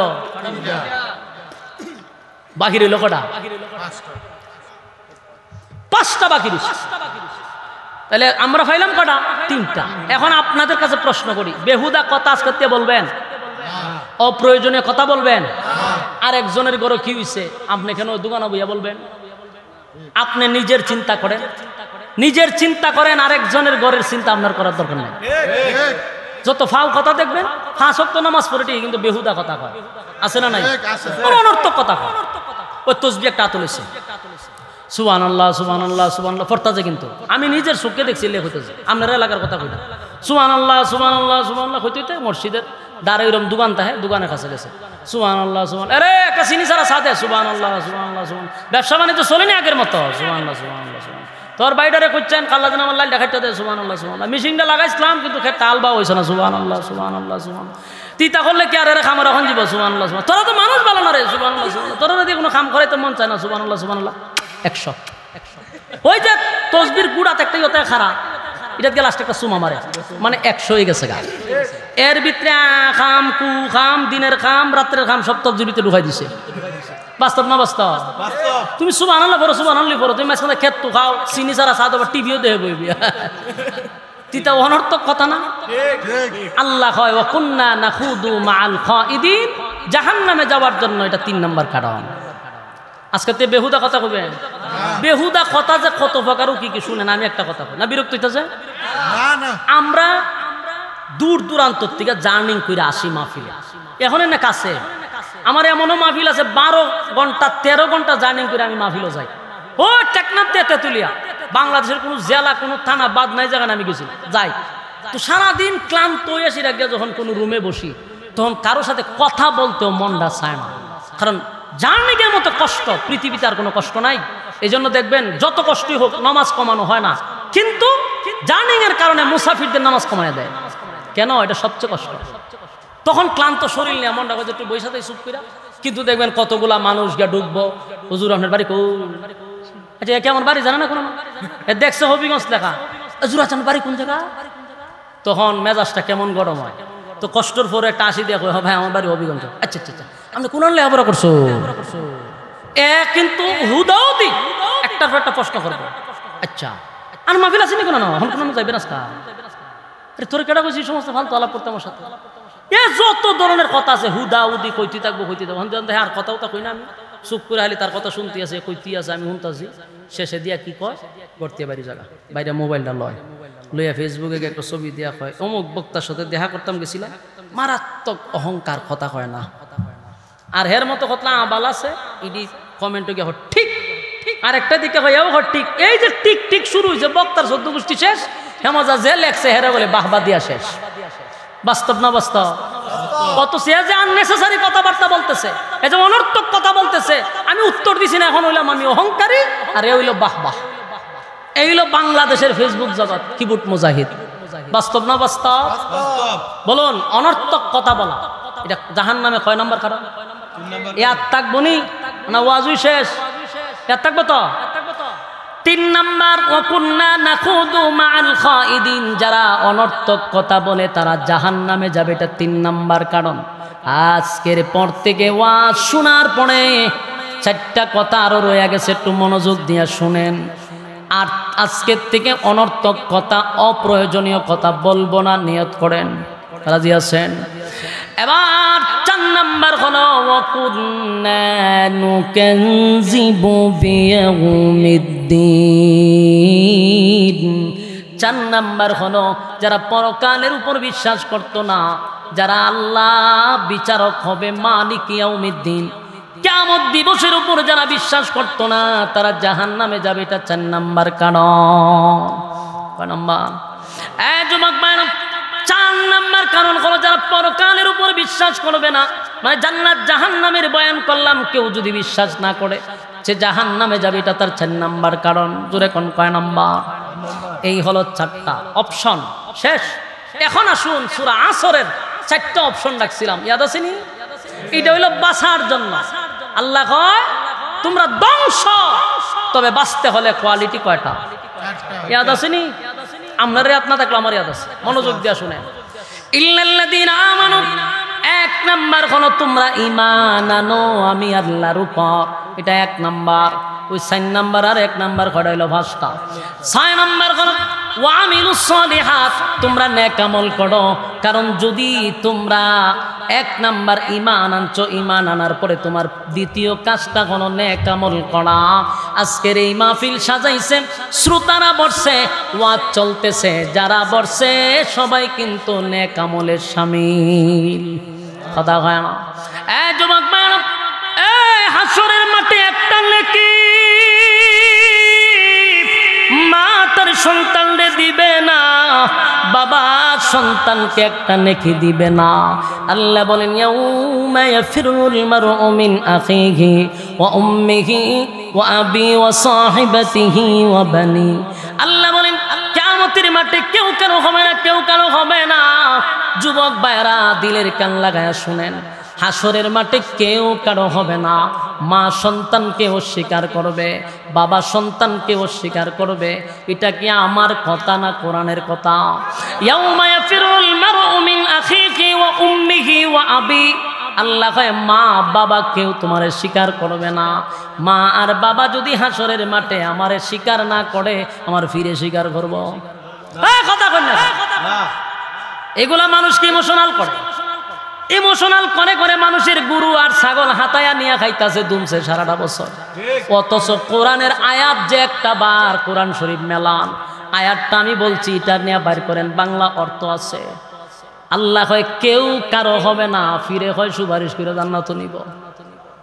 আফসোস এই জাতির জন্য। এগুলা শুধুমাত্র আপনার গরু আর ছাগল আর লাউ খাওয়ার জন্য, আর কিচ্ছু না। হাসরের মাঠে আল্লাহর সামনে কথা বলার সাহস আমাদের নবী বাদে কারো নাই। কোন ফির ফকিরের না, খালি ফিরের জবাব দিব কেমনে? আল্লাহর কাছে। ফির যে সারা জীবন মুরিদানের ফকরের টাকা মাইরা খাইছে, দুমছে খালি খাইছে, ওই কেউ দিছে না। আল্লাহ ওইটারই শব্দে কয়টা লাউ খাইছে, তার কয়টা ডিম হয়েছে তুই শব্দে মুরিদান লয়ে যাবে কোন সময়? আমার কথা পুরো ভালো করে বোঝার চেষ্টা করেন, আপনি নেগেটিভ বুঝবেন না। কারণ পৃথিবীতে সবচেয়ে বড় পীর হলো মা আর বাবা। কেন জানেন? কারণ মা বাবার দোয়া 100% কবুল, কিন্তু আমি বক্তার দোয়া কবুল কোনো গ্যারান্টি নাই, পীরের দোয়া কবুল গ্যারান্টি নাই। আল্লাহর কসম করে বললাম, একটা দলিল দেন বলে পীরের দোয়া কবুল কোরআনে বলছে, জিহ্বা কেটে ফেলবার ওয়াজ করতাম না। কিন্তু মা বাপের দোয়া 100% সন্তানের জন্য কবুল। এত বড় ফির তুই যাস ফির ধরতে, বছর একবার মা বাপরে 5 কেজি গুস্ত খাওয়াইছ না, ফিরের নে গুরু খাওয়াস কেন? হ্যাঁ, মা বাপরে খাওয়াইছ, লাউ লইয়া যাস গা, তুই খাওয়া আমার অসুবিধা, মা বাপরে কয় কেজি খাওয়াইছ আমারে কয়। বৃদ্ধ মা বাপরে বছর একবার গুস্ত খাওয়ায় না, বৃদ্ধ মা বাবার হাতে 500টা টাকা দেয় না, ফিরের পকেটে 5000 ধরাইয়া দেয়। যেই মা বাবার দোয়া ডাইরেক্ট কবুল, এই মাপের কাছে দোয়া চায় না, চায় ফিরের কাছে। হ্যাঁ, তোর ফিরে তুই 10,000 দিয়ে খুশি করতে পারবি না, কারণ তুই দিছ 10,000, আরেক মুরিদানে দিছে 15,000, তোর কথা ইয়াদই নাই। 15,000 পাইছে, আরেক মুরিদানে 20,000 দিছে, 15 টিকার এর দাম নাই। কিন্তু মা বাবার হাতে যদি কেউ 500 দেয়, এই 500 ভাইয়া যে আমরা চাইব আর একটা আখ কইব, তোর জিন্দিগি পরিবর্তন হয়ে যাবে। আসল ফির তুই আরেক ফিরে দৌড়ে দৌড়াস, এটা তোর তে খাইব আর এই মা বাপে তোরে দিয়া যাইব। সুবহানাল্লাহ। এলে তো আজ ভাল লাগে না, হাই অ্যান্টিবায়োটিক হয়ে যাবে। আমার কথাগুলি বালিশের সঙ্গে মাথা লাগাইয়া চিন্তা করেন। ইয়াউমা ইয়াফিরুল মারউ মিন আখিহি ওয়া উম্মিহি ওয়া আবি ওয়া সাহিবাতিহি ওয়া বানি। কেউ কারো হবে না, একটা নেকি কেউ কাউরে দিবে না। আজকের এই মাহফিলে বসছেন, যতগুলা আয়াত পড়ছি একটা একটা নেকি করে আমল নামায় ঢুকতেছে, 10টা কইরা নেকি। সুবহানাল্লাহ। এই জন্য আল্লাহ বলে ইল্লাল্লাযীনা আমানু ঈমানান ওয়া আমিলুস সালিহাত, নেক আমল করো, নেক আমল করো। কয় নাম্বার গেল? এটা হইল এখানের মধ্যে 2 নাম্বার। 3 নাম্বার হলো ওয়া তাওয়াসাউ বিল হক। 3 নাম্বার হলো সর্বদা সব সময় হক কথা বলো। কি কথা? হক কথা বলো। কয়জনে হক কথা কই? হক কথা সব ইমামের উপরে ছেড়ে দেয়। গ্রামের মধ্যে ডুল বাজনা বাজাইতেছে বিয়া বাড়ি, তাই হাজি সাহেব ইমাম সাহেবের হুজুর জুম্মা নামাজও কইও নাসকা, অমুকের বাড়িতে ডুল বাজনা বাজাইতেছে, কেন ইমাম সাহেব কইতো কেন? আমরা না হাজি, হক কথা বলা না 3 নাম্বার। এটা কইলেন না কেটে ইমাম সাহেবরে কয়, ইমাম সাহেবের চাকরি জায়গা। কারণ যার বাড়িতে গান বাজনা বাজাইতে যাইলে মসজিদের সভাপতি, ইমাম সাহেব যদি সভাপতির বিরুদ্ধে ওয়াজ করে, সভাপতি থাকবো নি? ইমামতি শেষ। অথচ আল্লাহ শুধু ইমামদেরকে হক কথার কথা বলে নাই, মুমিন যারা আছে 3 নাম্বার হলো ওয়াতাওয়াসাউ বিল হক, তোমরা হক কথা বলো। কথা কয় না? হক কথা বলতে হবে, কিন্তু হক কথা কিন্তু এটা তিতা, এটা কি মিডা? এটা আমি যে কথাটি কইতেছি, অনেকের কাছে তো মনে হচ্ছে করল্লার জুসের থেকে আরো খারাপ। অনেকে উগলায়া দিতাছে, যার সহ্য হইতাছে না, কিন্তু কথা তিতা। কোন রকম হজম করে ফেটো নিতে আবার কাজ আছে। তিতা জিনিস ফেটে গেলে কি হয়? শরীরের উপকার হয়। আমার কথা যদিও তিতা, এটা যদি আমল করা যায় তো জীবন ফেলতে গেল বলে, হ্যাঁ এটা তিতা তো। আল্লাহ বলেন ওয়াতাওয়াসাউ বিল হক, হক কথা বলতে হবে। 3 নাম্বার হক কথা বলতেই হবে। 4 নাম্বার হলো ওয়াতাওয়াসাউ বিস সাবর। 4 নাম্বার হলো দিনের ক্ষেত্রে তোমরা ধৈর্য ধারণ করো। কি করতে হইব? সবর করতে হবে। মাথা গরম করে সেটা ইসলাম প্রচার করা যায় না। কথা কন্যা দি তাহলে আমরা এখানে স্যার এখানে স্যার কটা হইল? 8টা কর্মসূচি আপনাদেরকে দিলাম। এই 8টা কর্মসূচি যদি পালন করেন, আল্লাহ রাব্বুল আলামিন দুনিয়া আখিরাতের সম্মান আর মর্যাদা দান করবে। কারা কারা পালন করবে না তুলেন? লিল্লাহি তাকবীর, লিল্লাহি তাকবীর। আয়াত তুলেন, টাকা টানা দিয়া বলেন সাইরে সাইরে কটা? 60টা কারণে মানুষ জাহান্নামে যাবে, আর 60টা কোয়ালিটি নিজের মধ্যে রাখলে আমরা বিপদ থেকে বাঁচবো, ধ্বংস হওয়ার থেকে বাঁচবো। ইয়াদ আছে নি? আর তুলেন মুর মিসকিন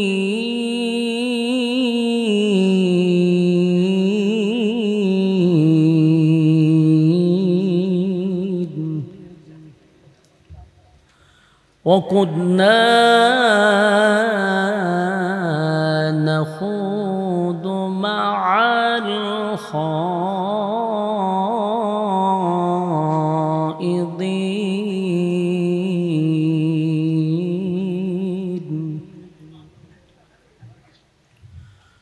وَقُدْنَا نُكَذِّبُ بِيَوْمِ الدِّينِ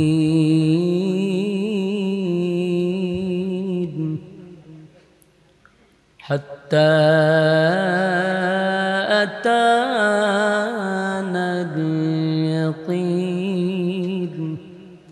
صدق الله العظيم درود شريف পড়েন اللهم صل على محمد وعلى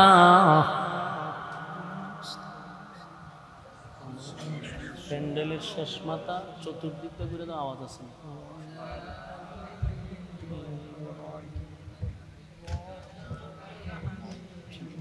اللهم بارك على محمد وعلى آل محمد كما باركت على إبراهيم وعلى آل إبراهيم إنك حميد मेरा दिल तलब रहा है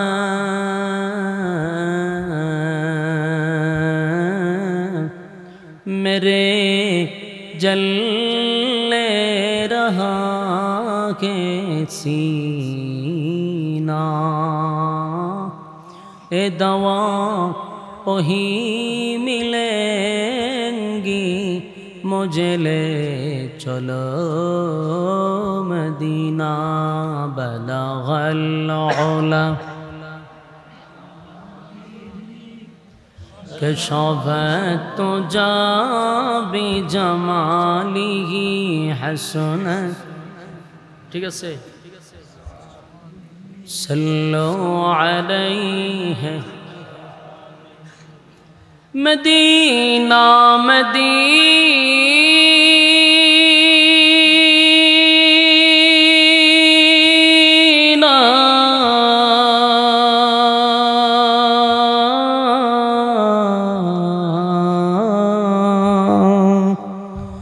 मदीना मदीना मोमिनों की गुनगुना है दीदारे मदीना आशिकों की तमन्ना है बलगल उला शास्त्राने बिजमालिही हसनत जमीआ खसालिही सल्लु अलैहि अल्हम्दुलिल्लाह পাড়াই উত্তরপাড়া ইসলামী যুব সংগঠনের উদ্যোগে আয়োজিত আজকের 18তম বার্ষিক ইসলামী মহাসম্মেলনের সম্মানিত যিনি সভাপতি হযরত মাওলানা উমর ফারুক সাহেব আজকের মাহফিলে যিনি সহসভাপতি হিসাবে আছেন জনাব মোহাম্মদ শামসুজ্জামান সাহেব সেন্টু আজকের মাহফিলের যিনি প্রধান অতিথি জনাব মোহাম্মদ সেলিম চৌধুরী সাহেব আজকের মাহফিলে যিনি আমার আগে আলোচনা করেছেন অত্যন্ত সুন্দর সুললিত কণ্ঠে চমৎকার আলোচনা আপনাদেরকে উপহার দিয়েছেন আমার অত্যন্ত মহব্বতের প্রিয় বন্ধুবর হযরত মাওলানা কারি আব্দুল কাইয়ুম মিয়াজি সাহেব দামাত বরকাতুহুম এছাড়াও আরও ওয়াজ করেছেন আমাদের হযরত মাওলানা সৈয়দ আল হাবিব সাহেব এরপরে মুফতি সানাউল্লাহ রহমানের সাহেব তো বিদেশি চলে গেছে হাফেজ মুফতি আবু তালহা হুসাইনি সাহেব সহ দিগার হজরত ওলামায়ে কেরাম উপস্থিত তরুণ যুবক বায়রা মুরব্বিয়ানে আজম আওয়াজ যতটুকু দূরে যায় অবস্থানরত পর্দানিশী মা ও বোনেরা সকলকে আমার অন্তরস্থল থেকে জ্ঞাপন করছি মোবারক সবটুকুন শুকরিয়া আল্লাহ সুবহান মহিয়ান গরিয়ান সর্বশক্তিমান আল্লাহ পাকের জন্য যিনি অত্যন্ত দয়া এবং মায়া করে সুস্থ অবস্থায় দ্বীনি এক মজলিসে অসংখ্য মানুষের মাঝখান থেকে যাচাই বাছাই করে মহব্বত করে আসার বসার তৌফিক দিয়েছেন এজন্য শুকরিয়া আদায় করছি আলহামদুলিল্লাহ লক্ষ কোটি দুরুদ এবং সালাম আল্লাহর সৃষ্টির প্রধান আকর্ষণ জনাবে মুহাম্মদুর রাসূলুল্লাহ সাল্লাল্লাহু আলাইহি ওয়াসাল্লামের উপর সম্মানিত সুধী আপনারা আসতে পেরে বসতে পেরে খুব বেজার লক্ষণে হয় আপনারা চেহারা বসা সব মিলে বোঝা যায় খুব কষ্টে আছেন আপনারা রাস্তাঘাটে যারা দাঁড়িয়ে আছেন, বসে আছেন, তাদের উদ্দেশ্যে আমি একটা কথা বলি, দাঁড়ায় দাঁড়ায় আড্ডার ফাঁকে দিয়ে কথাটা শুনেন। যদি আমরা বাচ্চা থাকি, মানে মনে করেন আগামীকালকে আমরা বাচ্চা রয়েছি, হায়াত আছে, আগামীকালকে কি আড্ডা মারণ যেত না? কথাই হয় না। বাচ্চা থাকলে কি আপনি আড্ডা বন্ধ করবে? আপনার যারা প্রতিদিনের খাসলত গল্প করা, আড্ডা মারা, আগামীকালকে করতে পারবেন যদি বাচ্চা থাকে। আজরাইল যদি না আসে, গল্প করতে পারবেন, আড্ডা মারতে পারবেন। কিন্তু আগামীকালকে বাচ্চা থাকলেও এই মাহফিলে বসতে পারবেন? তাহলে বুদ্ধিমান কোন ব্যক্তি বলেন? বুদ্ধিমান ওই ব্যক্তি যারে আমি গল্প প্রতিদিন করতে পারবো, কিন্তু আমি তো এই মাহফিলটা প্রতিদিন পাবো না। তাহলে আমার যে খাসলত, আমার যে অভ্যাস, আমার আড্ডা মারণ, গল্প করণ, এটি আগামীকালকে বাচ্চা থাকলে আমি আমার করুম, কারণ এটা যেহেতু আমি কইরে অভ্যস্ত, এটা চালাই যেতেই আমার। কিন্তু আমি তো আগামীকালকে মাহফিলটা পাবো না। এমন হইতে পারে জীবনের শেষ মাহফিল হতে পারে, এমনভাবে কইছেন যে এটা সম্ভাবনা কম। হ্যাঁ, কই ওয়াজ করতাম বলছি, গুরুস্থানও বইয়া রয়েছেন। হ্যাঁ, আপনারা জিন্দা না মুর্দা? তেলে জিন্দা হইলে একটু আওয়াজ দিয়া কন। আমি যে কথাটা কইছি বাস্তব না অবাস্তব? শেষ মাহফিল হইতে পারেনি, আপনারা আওয়াজে বোঝা যায় এটা যেমন শেষ মাহফিল না হইতে পারে। 100% শেষ মাহফিল হইতে পারে, কারণ আমরার হায়াতের খবর আমরা জানি না। যেন নিজেরে বোঝা যে বাচ্চা থাকলে আড্ডা মারতে পারবো, কিন্তু মাহফিল পাবো না। আর ঘর থেকে তো আপনি বাইর হইছেন মাহফিলটার উদ্দেশ্য নিয়ে, আপনি ঘর থেকে বাইরেছেন মাহফিলের নিয়তে। হ্যাঁ, এক নম্বর হলে এরা সেটিং হয়েছেন।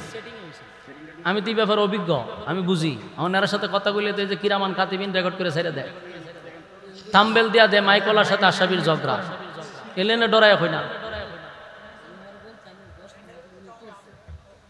10টা মাহফিলে উনি আমার দ্বারা নির্যাতিত হয়েছে, উনি যত জাত করছে এই কাহিনী করছে হয়তো বা, নাহলে এই সেটিং এর অমুক কেন, এই বাইরে বাইরে করতেছে কেন আওয়াজে? মানে আমি কইতাছি না পাবলিকে কইতাছে? বলেন আস্তে আস্তে আস্তে, কারণ আমি বলতেছি না, আপনারা বলতেছেন। আপনারা, আমি কিন্তু কোনো কিছু বলি নাই। ঠিক করেন, ফার্স্ট 10 মিনিট সময় দেন, আপনি ঠিক করেন। প্রথম আয়া কইতাছি আপনারা, বুঝেন না কেন? হ্যাঁ, 9 বছর ধরে ভাই আমি ওয়াজ করতে যান, আপনার তেজ আমার শিকন লাগে, তা আমি 9টা বছর কই খাটাইলাম? কাছে নিয়ে গজল গাওয়া যায়, ওয়াজ করা যায়। কাছে নিয়ে মুখ লাগাই মানছে গজল গায়, কিন্তু ওয়াজ তো আমি আমার বাচন ভঙ্গি লড়বে। আমি এখানে এইভাবে এই স্টেট কার্ডের মাঝে দেবতা কইব আমার, এইভাবে না। আমি আমার জায়গা প্রতিদিন মাইপি কথা কই। আপনার কমতি আছে এটা স্বীকার করে লান, আপনার মাউথে সাউন্ড টানে না। সাউন্ড ঠিক করেন, সাউন্ড ঠিক করেন। আওয়াজ না বোঝা গেলে একেবারে দাঁড়াইয়া বলবেন যে সাউন্ড নাই। এখন ঠিক আছে? হ্যাঁ, এখন ঠিক আছে। এরাও কইতেছে ঠিক আছে।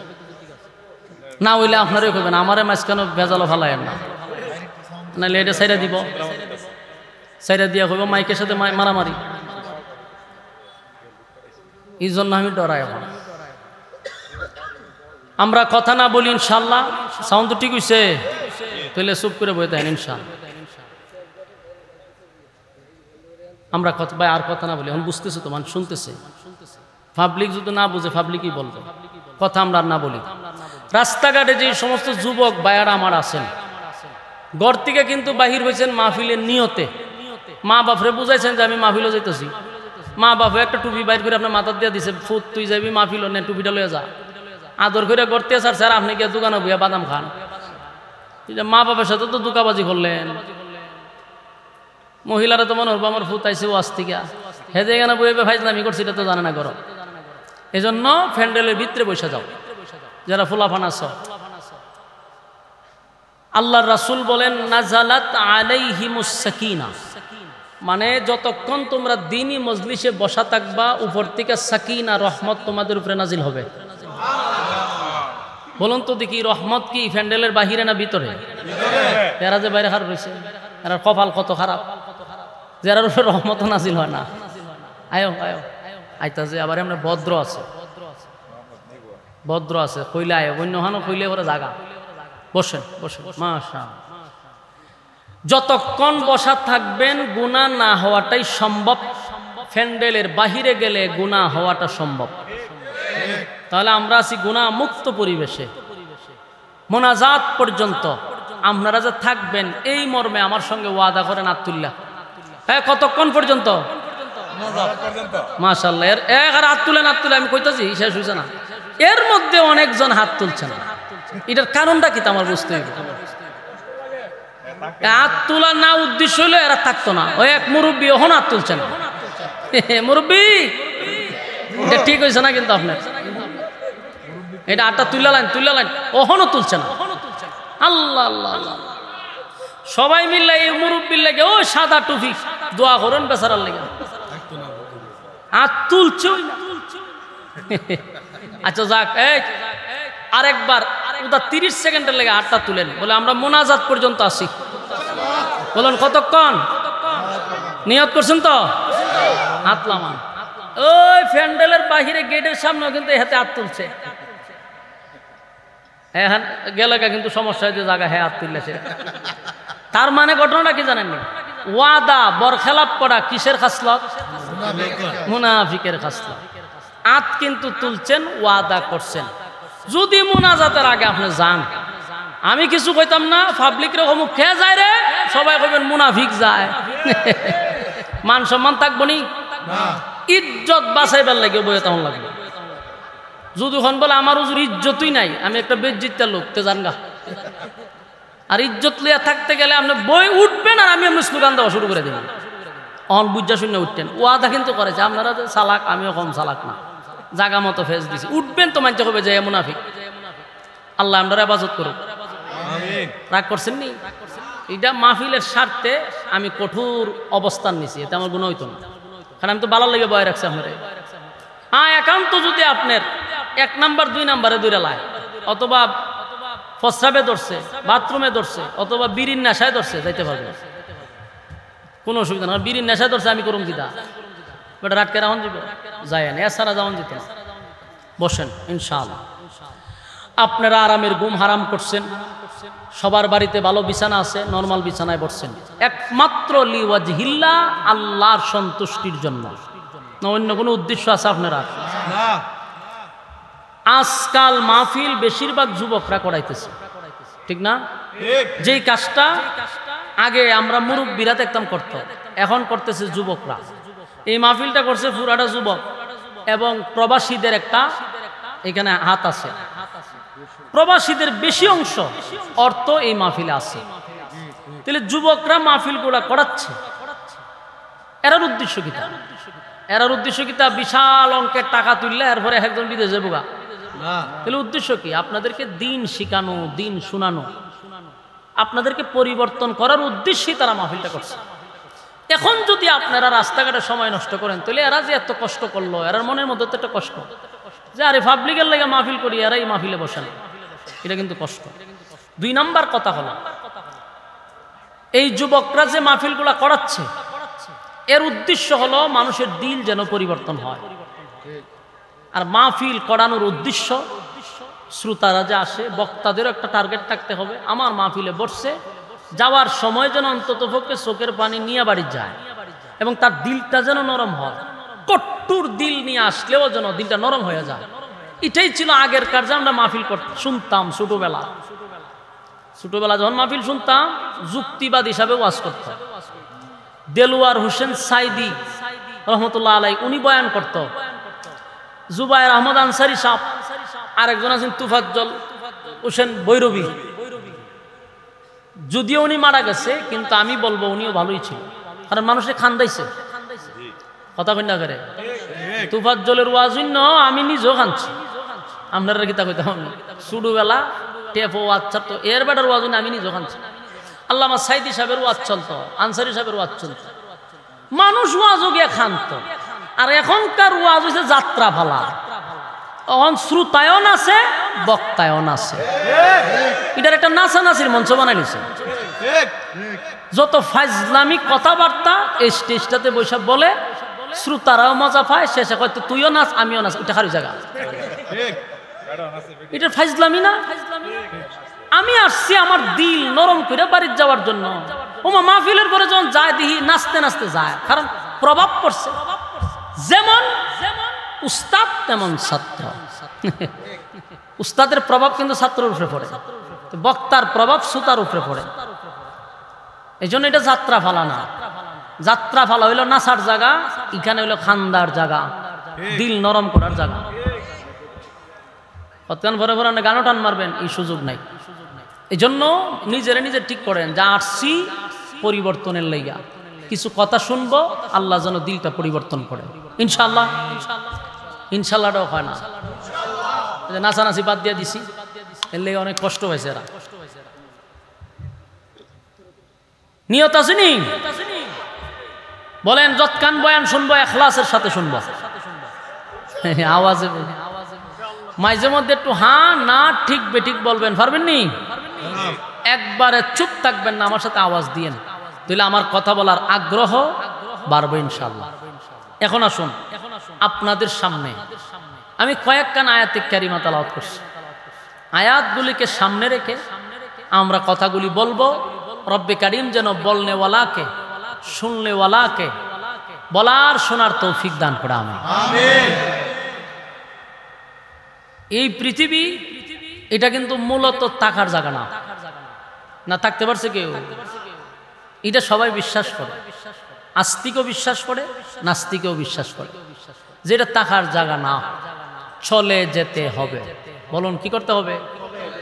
চলে যেতে হবে, এটার মধ্যে কোনো সন্দেহ নাই। তাহলে থাকবো না, চলে যেতে হবে। তাহলে আল্লাহ আমরা কেন ফাটাইলো করে? আমরা যেহেতু থাকবোই না, তা আল্লাহ না ফাটাইলি চলত। আব্বা আসিন জান্নাত, আম্মা আসিল জান্নাত। আমরা আব্বাকে আদম আলাইহিস সালাতু ওয়াস সালাম, আম্মা হাওয়া আলাইহিস সালাতু ওয়াস সালাম, দুজন জান্নাতে ছিল। তারা জান্নাতে থাকিয়েছে, জান্নাত থাইকা তারপরে দুনিয়াতে আসছে। তাহলে আল্লাহ যেহেতু আমরা দুনিয়া রাখবেই না, তো জান্নাতে রাখলেই পারতো।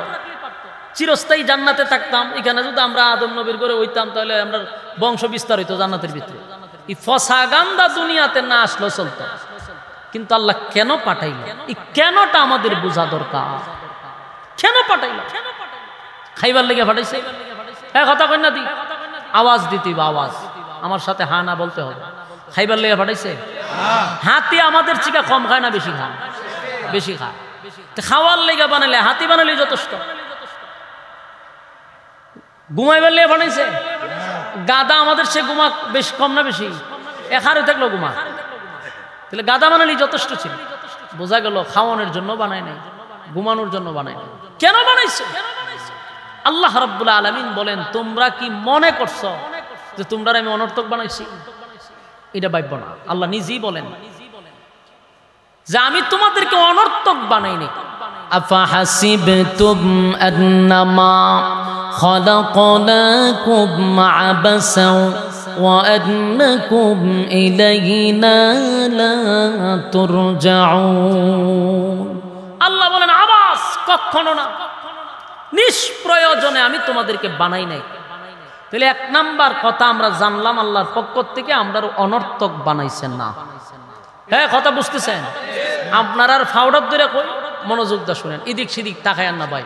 একটা কথাও আমি কোরআনের বাহিরতে বলবো না, একটা কথাও আননেসেসারি হবে না ইনশাআল্লাহ।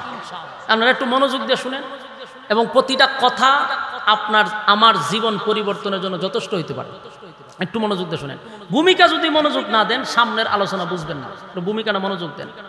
প্রথম কথা হলো, আল্লাহ প্রথমেই জানাইছে যে তোমাদেরকে অনর্থক আমি বানাই না। এটা আমরা স্পষ্ট হয়েছি কোরআনের আয়াত দ্বারা। এখন আমরা প্রশ্ন করতেছি, তাহলে আল্লাহ কেন বানাইছেন? আল্লাহ তো বলছে অনর্থক বানাইছি না। এখন আমরা প্রশ্ন করি কেন বানাইছেন? আল্লাহ উত্তর দিতেছে, ওমা খালাকাতুল জিন্না ওয়াল ইনসা ইল্লা লিয়াবুদুন। আল্লাহ উত্তর দেয়, মানব দানব দুই জাতিরে বানাইছি ইবাদতের জন্য। বলুন কেন বানাইছি? ইবাদতের জন্য। এখন আপনি আমি নিজে প্রশ্ন করি, বালিশের সঙ্গে মাথা লাগায় একটু চিন্তা করেন তো, যে আমরা কতটুকু ইবাদতে আছি? আল্লাহ তো কিছু ইবাদতে বানাইছে, আমরা ইবাদতে আসিনি? মোটামুটি আমি তো এটা এমন এক জায়গাতে যে সব ফিসাব এই জায়গা তো ওয়াজ না হলো তো সেটা সব অলির দরবারে বলিস আমরা কি 24 ঘন্টা আবাদতই থাকেন তা আকাম কুকামটি করে কেটা সবাই যদি আবাদতে থাকেন তা আকাম কুকামের পিএইচডি করে কেটা আল্লাহ বলেন বানাইছি আবাদতের লেগে কিন্তু সুদে ঘুষের পিএইচডি করে কেটা আমারে বলেন এই জিনিসটা বোঝা দরকার রাতে দিনে হইল 24 ঘন্টা এই 24 ঘন্টার ভিতরে আপনি আল্লাহর ইবাদত কয় ঘন্টা করেন নিজে একটা লিস্টি করেন তাহলে তো আপনি বুঝে যাবেন অপরাধী আমার বিতর্কের খবর আমি জানি কথা হয় না প্রত্যেকেই তার আকাম কুকামের ব্যাপারে জানা আছে না নাই তাহলে আল্লাহ কইতেছে ইবাদতের লেগে বানাইছি কয় ঘন্টা করছি এটা হিসাব করেন এরপরে আল্লাহ বলেন ইবাদতের লেগে বানাইছি এখন যদি আমরা থেরামি করি যে ইবাদত করি না তাহলে কি হইব আল্লাহ ছেড়ে দিব কথা হয় না দি ছেড়ে দিব অন্য আয়াতে বলে ওয়ালাকাদ যারানা লিজাহান্নামা কাসীরাম মিনাল জিন্নি ওয়াল ইনস আল্লাহ বলেন বহু মানুষ এবং বহু জিনকে আমি আগুন দিয়ে জ্বালাবো পোড়াবো এর দ্বারা কি বুঝলাম ছাইরা দিব হ্যাঁ কথা কই না দি ছাইরা দিব নি তাহলে জ্বালাবে এটা 100% ছেড়ে দিবে না তাহলে এই সমস্ত বিষয়গুলি আমাদেরকে আল্লাহ আগেই জানাই দিছে প্রশ্নের উত্তর আগেই আল্লাহ ফাঁস করে দিছে যেন আমরা সঠিকভাবে পরীক্ষার হলে পরীক্ষায় উত্তীর্ণ হতে পারি কথা কি বুঝতেছে এখন আসুন প্রশ্নের উত্তর কেন ফাঁস করলো দুনিয়াতে প্রশ্নের উত্তর ফাঁস করা দণ্ডনীয় অপরাধ কিন্তু আল্লাহ বলেন আমি দুনিয়া নামক পরীক্ষার হলে তোদেরকে পাঠাইয়া প্রশ্নে কি কি আসবে এটা আমি সব জানাই দিছি যেন তোরা সহজে ফাঁস করস কেউ যেন ফেল না করে এত কিছু জানানোর পরেও তোমরা ফেল কেন করতেছ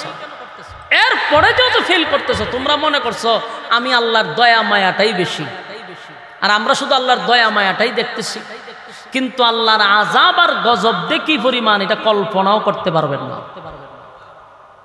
বুঝেন কথা বুঝেন বুঝলে মুখের মধ্যে একটু গামছা দিয়ে আরো ঠেক করে রাখেন আমরা শুধু আল্লাহর দয়া মায়া দেখছি এই জন্য আমরা নাফরমানিটা বেশি করতেছি আমরা আল্লাহর আযাব গজব এখনো দেখি নাই যদি দেখতাম তাহলে এত আকাম কুকামের পিএইচডি আমরা করতাম না দেখার কারণে এই জন্য এক লোকে বলছিল যে আমারও যদি আল্লাহ জাহান্নামে দেয় তো আমি আল্লাহর কাছে বলবো আল্লাহ আপনার কারণে আমি জাহান্নামে আইছি কথাটা বুঝছেন সে নিজে প্রশ্ন করতেছে আমারও যদি আল্লাহ জাহান্নামে দেয় আমি বলবো আল্লাহ আপনার কারণে জাহান্নামে আইছি আল্লাহর কারণে কেন বলে আপনি যদি বেশি আদর না করতেন বেশি মায়াটা না করতেন আমি যখন গুনাহ করছি তখন ফেরেশতা দিয়া দুই একটা শটকণা দিতেন আমারে তুইলে আমি সুযোগ গেলাম আপনি আমার গুনাহ স্নেহের চাদর দিয়া ঢেকে রাখছেন আপনারে গালি দিল আপনি সকালে গালি দিলে বিকালে খাবার রেডি রাখছেন আপনি আমার এত মহব্বত কেন করছেন আজকে আপনার মায়া আপনার মহব্বত পাইয়া পাইয়া আমি জাহান্নামী হয়ে গেছি এটা তার আবেগের কথা মূল কথাই হলো এটা আল্লাহর মায়া দয়ার বেশি যার জন্য আমরা আকাম কুহাম বেশি করতেছি তো হ্যাঁ আল্লাহ বলেন দুনিয়াতে আমার নাম হলো রহমান দুনিয়াতে আল্লাহর নাম কি রহমান মানে মায়া দয়া বেশি কিন্তু আল্লাহ বলেন পরকালে এই নাম আমার চেঞ্জ হবে এটা দুনিয়ার জন্য পরকালে আমার নাম হবে কাহার নাফরমানের জন্য সেদিন ভয়ঙ্কর রূপ ধারণ করবে আল্লাহ সেদিন আল্লাহর তর্জন গর্জনে সমস্ত নবী রাসূল কাঁপতে থাকবে কথা বলার সাহস পাবে না শুধু আমাদের নবী ছাড়া মুহাম্মদুর রাসূলুল্লাহ সাল্লাল্লাহু আলাইহি সাল্লাম ছাড়া সমস্ত নবীর আল্লাহর সামনে কথা বলার সাহসটুকু পাবে না কেন আল্লাহর সেদিন রাগ আর গুসা তর্জন গর্জন করতে থাকবে শুধু কথা বলার যদি সাহস পায় আমার নবী পাবে আর কোন নবীরও পাবে না কথা বুঝতেছেন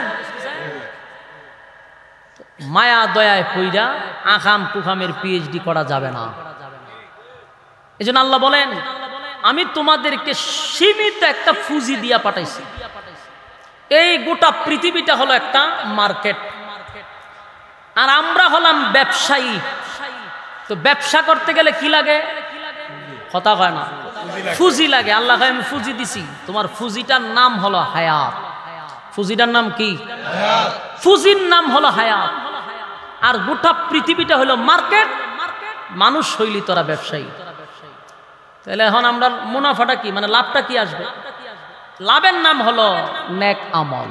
বলুন লাভের নাম কি? মুনাফা হলো নেক আমল। ফুজি হইল হায়াত, মুনাফা হইল নেক আমল। এই জন্য আল্লাহ একটা সূরার মধ্যে এই ফুজিটার কসম করছে, ওয়াল আসর, সময়ের কসম। বলুন কিসের কসম? তাফসীর কারকরা বলেন এটা কোন সময়, এর ব্যাখ্যা করতে গিয়ে তাফসীর কারকরা বলেন এটা মূলত আমাদের হায়াতের সময়। বলুন এটা কোন সময়? হায়াতের সময়। আল্লাহ হায়াতের সময়ের কসম করছে। কইরে কি কয় জানেন? ইন্নাল ইনসানা লাফি খুসর, নিশ্চয়ই তোমরা ক্ষতিগ্রস্ত। আল্লাহ কি কয়? খালি আমরা না কসম কইরা কয়। বলুন কি কইরা কয়? কসম কইরা কয় তোরা ক্ষতিগ্রস্ত। আল্লাহ কয় ক্ষতিগ্রস্ত, বাঁচবেন কেমনে? আপনারা কি তা বাঁচার নিয়ত আসেনি? একটু কথা কইন ভাই, কই ওয়াজও বসাইছি না, লাফাইয়া জিগির শুরু করতাম, হিমতে হিমতে কইতাম, তৈলে দেখতেন যে এটি বই আর এটিও হারে এইতে তখন লইলে খমর ওজন না থাকলে হারে গেল, হিমতে হিমতে চলতো নাই কেন? হ্যাঁ, এই জন্য মনোযোগ দিয়া শুনেন, মনোযোগ দিয়া শুনেন, ফায়দা হইতে পারে। হারে হারাটা জীবন তো আমরা গাইলিছেন, এখন আমরা কি ওয়াজ করি এটা তো শোনা দরকার না, অন্য মন্তব্য করবেন কেন? মনোযোগ দিয়া শুনেন। আপনার আমার ভালো না লাগলো আগে আমার আপনার কথা শুনতে হইব, যে আপনার বিরোধিতা যে আমি করবো আগে আপনার কথা শুনে লই আমি, এটা হলো জ্ঞানীদের পরিচয়। মনোযোগ দিয়া শুনেন, একটু আওয়াজ দিয়েন তাহলে আমি বুঝি আমার কথা বুঝতেছেন, আর আপনারা যেভাবে চোখ দেখেন আমি বুঝি আমার কথা বুঝতেছে না, তার একটা কথা বলার আগ্রহ নষ্ট হয়। এই জন্য একটু হানা কইেন। বলুন আল্লাহ যে কসম করছে আমরা ক্ষতিগ্রস্ত, বাঁচার দরকার আছে না নাই? কসম করে বলছে ক্ষতিগ্রস্ত, তাহলে বাঁচতে হবে। কিন্তু আল্লাহর মায়া দয়া দেখেন কতটুকু। আল্লাহ হয় তোরারে আমি কইছি ক্ষতিগ্রস্ত, কিন্তু অপশন রাখছি 4টা। জোরে কোন অপশন কয়টা? 4টা অপশন রাখছি। যদি এই 4 কোয়ালিটি তোমার মধ্যে থাকে ধ্বংস হবা না। সুবহানাল্লাহ। এটা অনেক বাবার বিষয়, যেখানে আল্লাহ রাগ কইরা কইছে সময়ের কসম তোরা ক্ষতিগ্রস্ত, কিন্তু আল্লাহ আমাদের প্রতি কত মায়া, ডাইরেক্ট আমরা ধ্বংস করার সুযোগ না দিয়া 4টা কোয়ালিটি ঢুকাই দিছে। যদি আল্লাহ রসুলকে বলেন তাদেরকে বলুন 4টা কোয়ালিটি যদি তারা তাদের শরীর এই চলার ক্ষেত্রে পূরণ করতে পারে তাদেরকে ধ্বংস করব না। এখন আপনারা যারা এখানে আছেন আমি এক এক করে 4টা বলবো, আপনারা নিজেরা সাথে মিলাইবেন যে 4টা আপনার মধ্যে আসেনি। যদি না একটাও না থাকে বুঝবেন আপনি 100% ধ্বংস। কথা কয় না? যদি 4টা কোয়ালিটির মধ্যে 3টা থাকে একটা নাই তাও আপনি ধ্বংস। তাহলে এই 4টা না যাওয়ার দরকার না। আল্লাহ যেখানে কসম করে বলছে তোরা ধ্বংস, এখন 4 কোয়ালিটি দিছে, যদি তোমরা মানো ধ্বংস হবা না। এর মধ্যে প্রথম নম্বরটা শুনেন, ইল্লাল্লাযীনা আমানু। 1 নাম্বার হলো তোমরা ঈমান আনো আমি আল্লাহর উপর। 1 নাম্বার কি? আরো জোরে। 1 নাম্বার হলো ইল্লাল্লাযীনা আমানু, ঈমান আনো আমি আল্লাহর উপর। আপনারা যারা এখানে বসা সবাই বলবেন হুজুর 1 নাম্বার যদি হয় ঈমান, আমরা যারা এখানে বসা সবাই তো আমরা ঈমান আনছি এবং আমরা ঈমানদার। কথা হয় না? হ্যাঁ, আপনারা ঈমানদার না? তাহলে আল্লাহ তো কয় তোমরা 1 নাম্বার ঈমান আনো। আপনাদের দাবি হলো হুজুর আমরা ঈমানদার ঈমানদার, তাহলে 1 নাম্বারটা আমরা পালন করছি। কথা হয় না? ঠিক কয়েন বুঝাটুন না, ধরা খাইবেন তো, সামনে আলোচনা শেষ হয়েছে না। 1 নাম্বার হলো ঈমান আনো আমি আল্লাহর উপরে। এখন আমাদের দাবি হলো আমরা ঈমানদার ঈমানদার ঈমান আনছি, তাহলে ঈমান আনার পরেও আল্লাহ কেন কয় তোমরা ঈমান আনো? এখানে নিশ্চয়ই কোনো গাবলা আছে। কথা হয় না? কোরআনের বহু আয়াত আছে, বহু আয়াত আছে, আপনারা বাংলাতেও আয়াতের অর্থগুলা পড়ে নিবেন। কোরআনে অনেক জায়গায় আছে ইয়া আইয়ুহাল্লাযীনা আমানুত্তাকুল্লাহা হাক্কা তুকাতিহ। আল্লাহ বলেন হে ঈমানদারেরা আমি আল্লাহকে তোমরা ভয় করো, ভয় করার মতো। এখানে কি কোনো বেঈমান রে বলছে না ঈমানদার রে বলছে? ঈমানের সাথে বলেন কারে বলছে? আয়াতের অর্থগুলা বাংলার থেকে আপনারা দেখে নেবেন।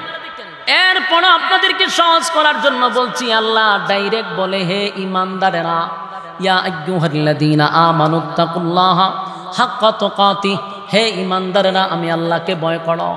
সবচেয়ে বিষয় বুঝার বিষয় হলো এখানে আল্লাহ ঈমানদারকে বলছে আমারে ভয় করো। কোনো বেঈমানকে আল্লাহ বলে না যে আমারে ভয় কর, বলে আল্লাহ ঈমানদারকে আমারে ভয় করো।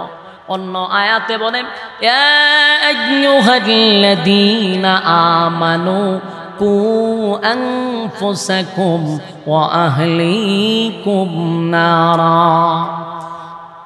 এই আয়াত আল্লাহ বলেন হে ঈমানদারেরা তোমরা জাহান্নামের আগুন থেকে বাঁচো, নিজে বাঁচো, তোমার পরিবারকে বাঁচাও।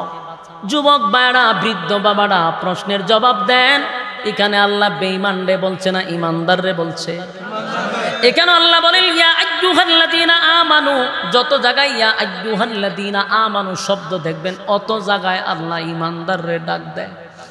আল্লাহ বেঈমানরে বলে না আমি আল্লাহকে ভয় করো, আল্লাহ বেঈমানকে বলে না জাহান্নামের আগুন থেকে বাঁচো। ইয়া আইয়ুহাল্লাযীনা আমানু তুবু ইলাল্লাহি তাওবাতান নাসুহা। এখানে আল্লাহ বলেন হে ঈমানদারেরা তোমরা ফিরে আসো, গুনাহ থেকে ফিরে আসো, তওবা করো। তওবা শব্দের অর্থ হলো ফিরে আসা। কোথার থেকে ফিরে আসবো? গুনাহ থেকে ফিরে আসবো। এখানে আল্লাহ সতর্ক করলো ঈমানদারকে, কোনো বেঈমানকে আল্লাহ ওয়াজ করে না, নসিহত করে না। করছে কারে? ঈমানদাররে। এই জন্য আমাদের গ্রামে গঞ্জে দেখবেন একদল মানুষ নিজের খাইয়া মানুষকে কালেমার দাওয়াত দেয়, মানুষকে নামাজের দাওয়াত দেয়, মানুষকে দিনের দাওয়াত দেয়। অন্য মানুষরা বলে এরা হিন্দুরে দাওয়াত দিব, এরা মুসলমানদের দেয় কেন? হয়নি। আমার প্রশ্ন হলো আমি যদি বলি আল্লাহ ঈমানদারকে কেন ঈমানের দাওয়াত দিবে, ঈমানদারকে জাহান্নামের বাঁচার কথা কেন বলবে, ঈমানদারকে তওবা করার কথা কেন বলবে? আল্লাহর তো উচিত ছিল বেঈমানকে বলার দরকার ঈমান আনো। কথা হয় না? যুবক ভাইরা, কোরআনের বহু জায়গায় মালিক বলে ঈমানদার সুদ, ঈমান আন, ঈমান আন, আমি আল্লাহর উপরে ঈমান আন। ঈমানদারকে মালিক ঈমানের দাওয়াত দেয়, ঈমানদারকে জাহান্নামের আগুন থেকে বাঁচার কথা বলে, ঈমানদারকে তওবা করার কথা বলে, ঈমানদারকে ফিরে আসার কথা বলে। সুবহান। এর এক নাম্বার কারণ হলো এখন আসুন ব্যাখ্যায় বোঝার দরকার, বোঝার দরকার ঈমানদারকে কেন রে ঈমানের ওয়াজ করে, ঈমানদারকে কেন ঈমান আনার কথা বলে, মূল ঘটনা বোঝা দরকার আছে না নাই? এখন আসুন এক নাম্বার আল্লাহ বলেন ইল্লাল্লাযীনা আমানু, ঈমান আনো আমি আল্লাহর উপর। কিন্তু আপনারা বলবেন হুজুর আমরা তো ঈমান আনছি। আমার প্রশ্ন হলো ঈমান যদি আইনা থাকেন আমার আল্লাহ জানেনি? কথা হয় না? জানার পরেও আল্লাহ কেন বলে ঈমান আনো আমি আল্লাহর উপর? কারণ আপনি আমার ভিতরে ঈমান আছে না নাই এটাকে আমি বলতে পারবো। কথা কই না?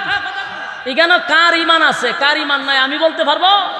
কেন পারবো না? কারণ আমার কাছে ঈমান মাফার থার্মোমিটার নাই। বলুন ঈমান মাফার কি নাই? থার্মোমিটার। জ্বর উঠলে দেখবেন একটা ডুহায় গেল, বাইর করে রাখো 200 102, তার মানে জ্বর বাইরে গেছে। এটা রাখো থার্মোমিটার। ঈমান মাপার থার্মোমিটার কোনো মানুষের কাছে না থাকার কারণে কেউ কাউরে বেঈমান বলতে পারে না। হ্যাঁ কথা কই না? কেউ কাউরে বেঈমান বলা যাবে না, কারণ আমার কাছে থার্মোমিটার নাই। এই জন্যই দেখবেন সুদ পুরেও হয় ইমানদার, ঘুষ পুরেও হয় ইমানদার, বেনামাজিও হয় ইমানদার, বেফরদায়ও হয় ইমানদার, ফর্দা বেফরদায় হয় ইমানদার, টেন্ডারবাজি করে, চাঁদাবাজি করে, জেনা করে, ব্যভিচার করে, মানুষের উপরে জুলুম করে, মানুষের অধিকার কেড়ে নেয়, এরাও বলে ইমানদার। বাস্তব না বাস্তব? কেন বলার সাহস পায়? থার্মোমিটার না থাকার কারণে। যদি আমার কাছে থার্মোমিটার থাকতো তাহলে বলতাম এই সুদখোর সুদকাজ তোর ঈমান নাই, এই ঘুষখোর ঘুষকাজ তোর ঈমান নাই, এই বেফরদাওয়ালা তোর ঈমান নাই, এই টেন্ডারবাজ ঈমান নাই। কিন্তু বলতে পারি না কেন? থার্মোমিটার নাই। বাস্তব না বাস্তব? বেনামাজির ঈমান থাকে না, ঘুষখোরের ঈমান থাকে না, জেনাখোরের ঈমান থাকে না, বলতে পারি না থার্মোমিটার নাই। কথা কয় না? কিন্তু আল্লাহ কেন বলে? আল্লাহ কেন কয় হে ইমানদাররা ঈমান আন, হে ইমানদাররা জাহান্নাম থেকে বাঁচ, কেন বলে? আল্লাহর কাছে থার্মোমিটার আছে। কথা কয় না? আল্লাহ বলতে পারে, কিন্তু আমরা বলতে পারি না থার্মোমিটার নাই। আল্লাহর কাছে থার্মোমিটার আছে। এই জন্য আল্লাহ ফ্যান্ডেলের ভিতরে কার কতটুকু ইমানের পয়েন্ট আছে এটা জানে কে? হ্যাঁ, আল্লাহ জানে। জানার কারণেই আল্লাহ আমরারে উদ্দেশ্য করে বারবার কয় ঈমান আন, ঈমান আন। তার মানে নিজ বুঝা গেল আমরার মধ্যে কোনো গাবলা আছে। কারণ আল্লাহ যেহেতু আমরারই কইতাছে, বুঝা গেল আমরার ইমানের কোনো লড়সড় আছে, যার জন্য আল্লাহ খালি আমরারে টার্গেট করে যে তোরা তো মানুষরে বলস তোরা ইমানদার, কিন্তু তোরা ইমানের কৌটা জিরো। এই জন্য আমি আল্লাহ তোদেরকে বলতেছি ঈমান আন। এরপরে যদি না বুঝেন আমি কেন বুঝাইতাম? বুঝুননি না হিমতে লাগাই দিতাম? তাহলে বুঝার চেষ্টা করে। আল্লাহ বলেন আমার কাছে ইমানের থার্মোমিটার আছে। তোমরা যতই বলো তোমরা ইমানদার, আমি আল্লাহ জানি তোমাদের ইমানের কৌটা জিরো। এই জন্য আল্লাহ কয় ইন্নাল ইনসানা লাফি খুসর, তোরা ক্ষতিগ্রস্ত। যদি বাঁচতে চাস 4 কোয়ালিটি। যেরকম বাঁচতে গেলে কয়টা? এর মধ্যে একটা হলো ইল্লাল্লাযীনা আমানু। 1 নাম্বার হলো ঈমান।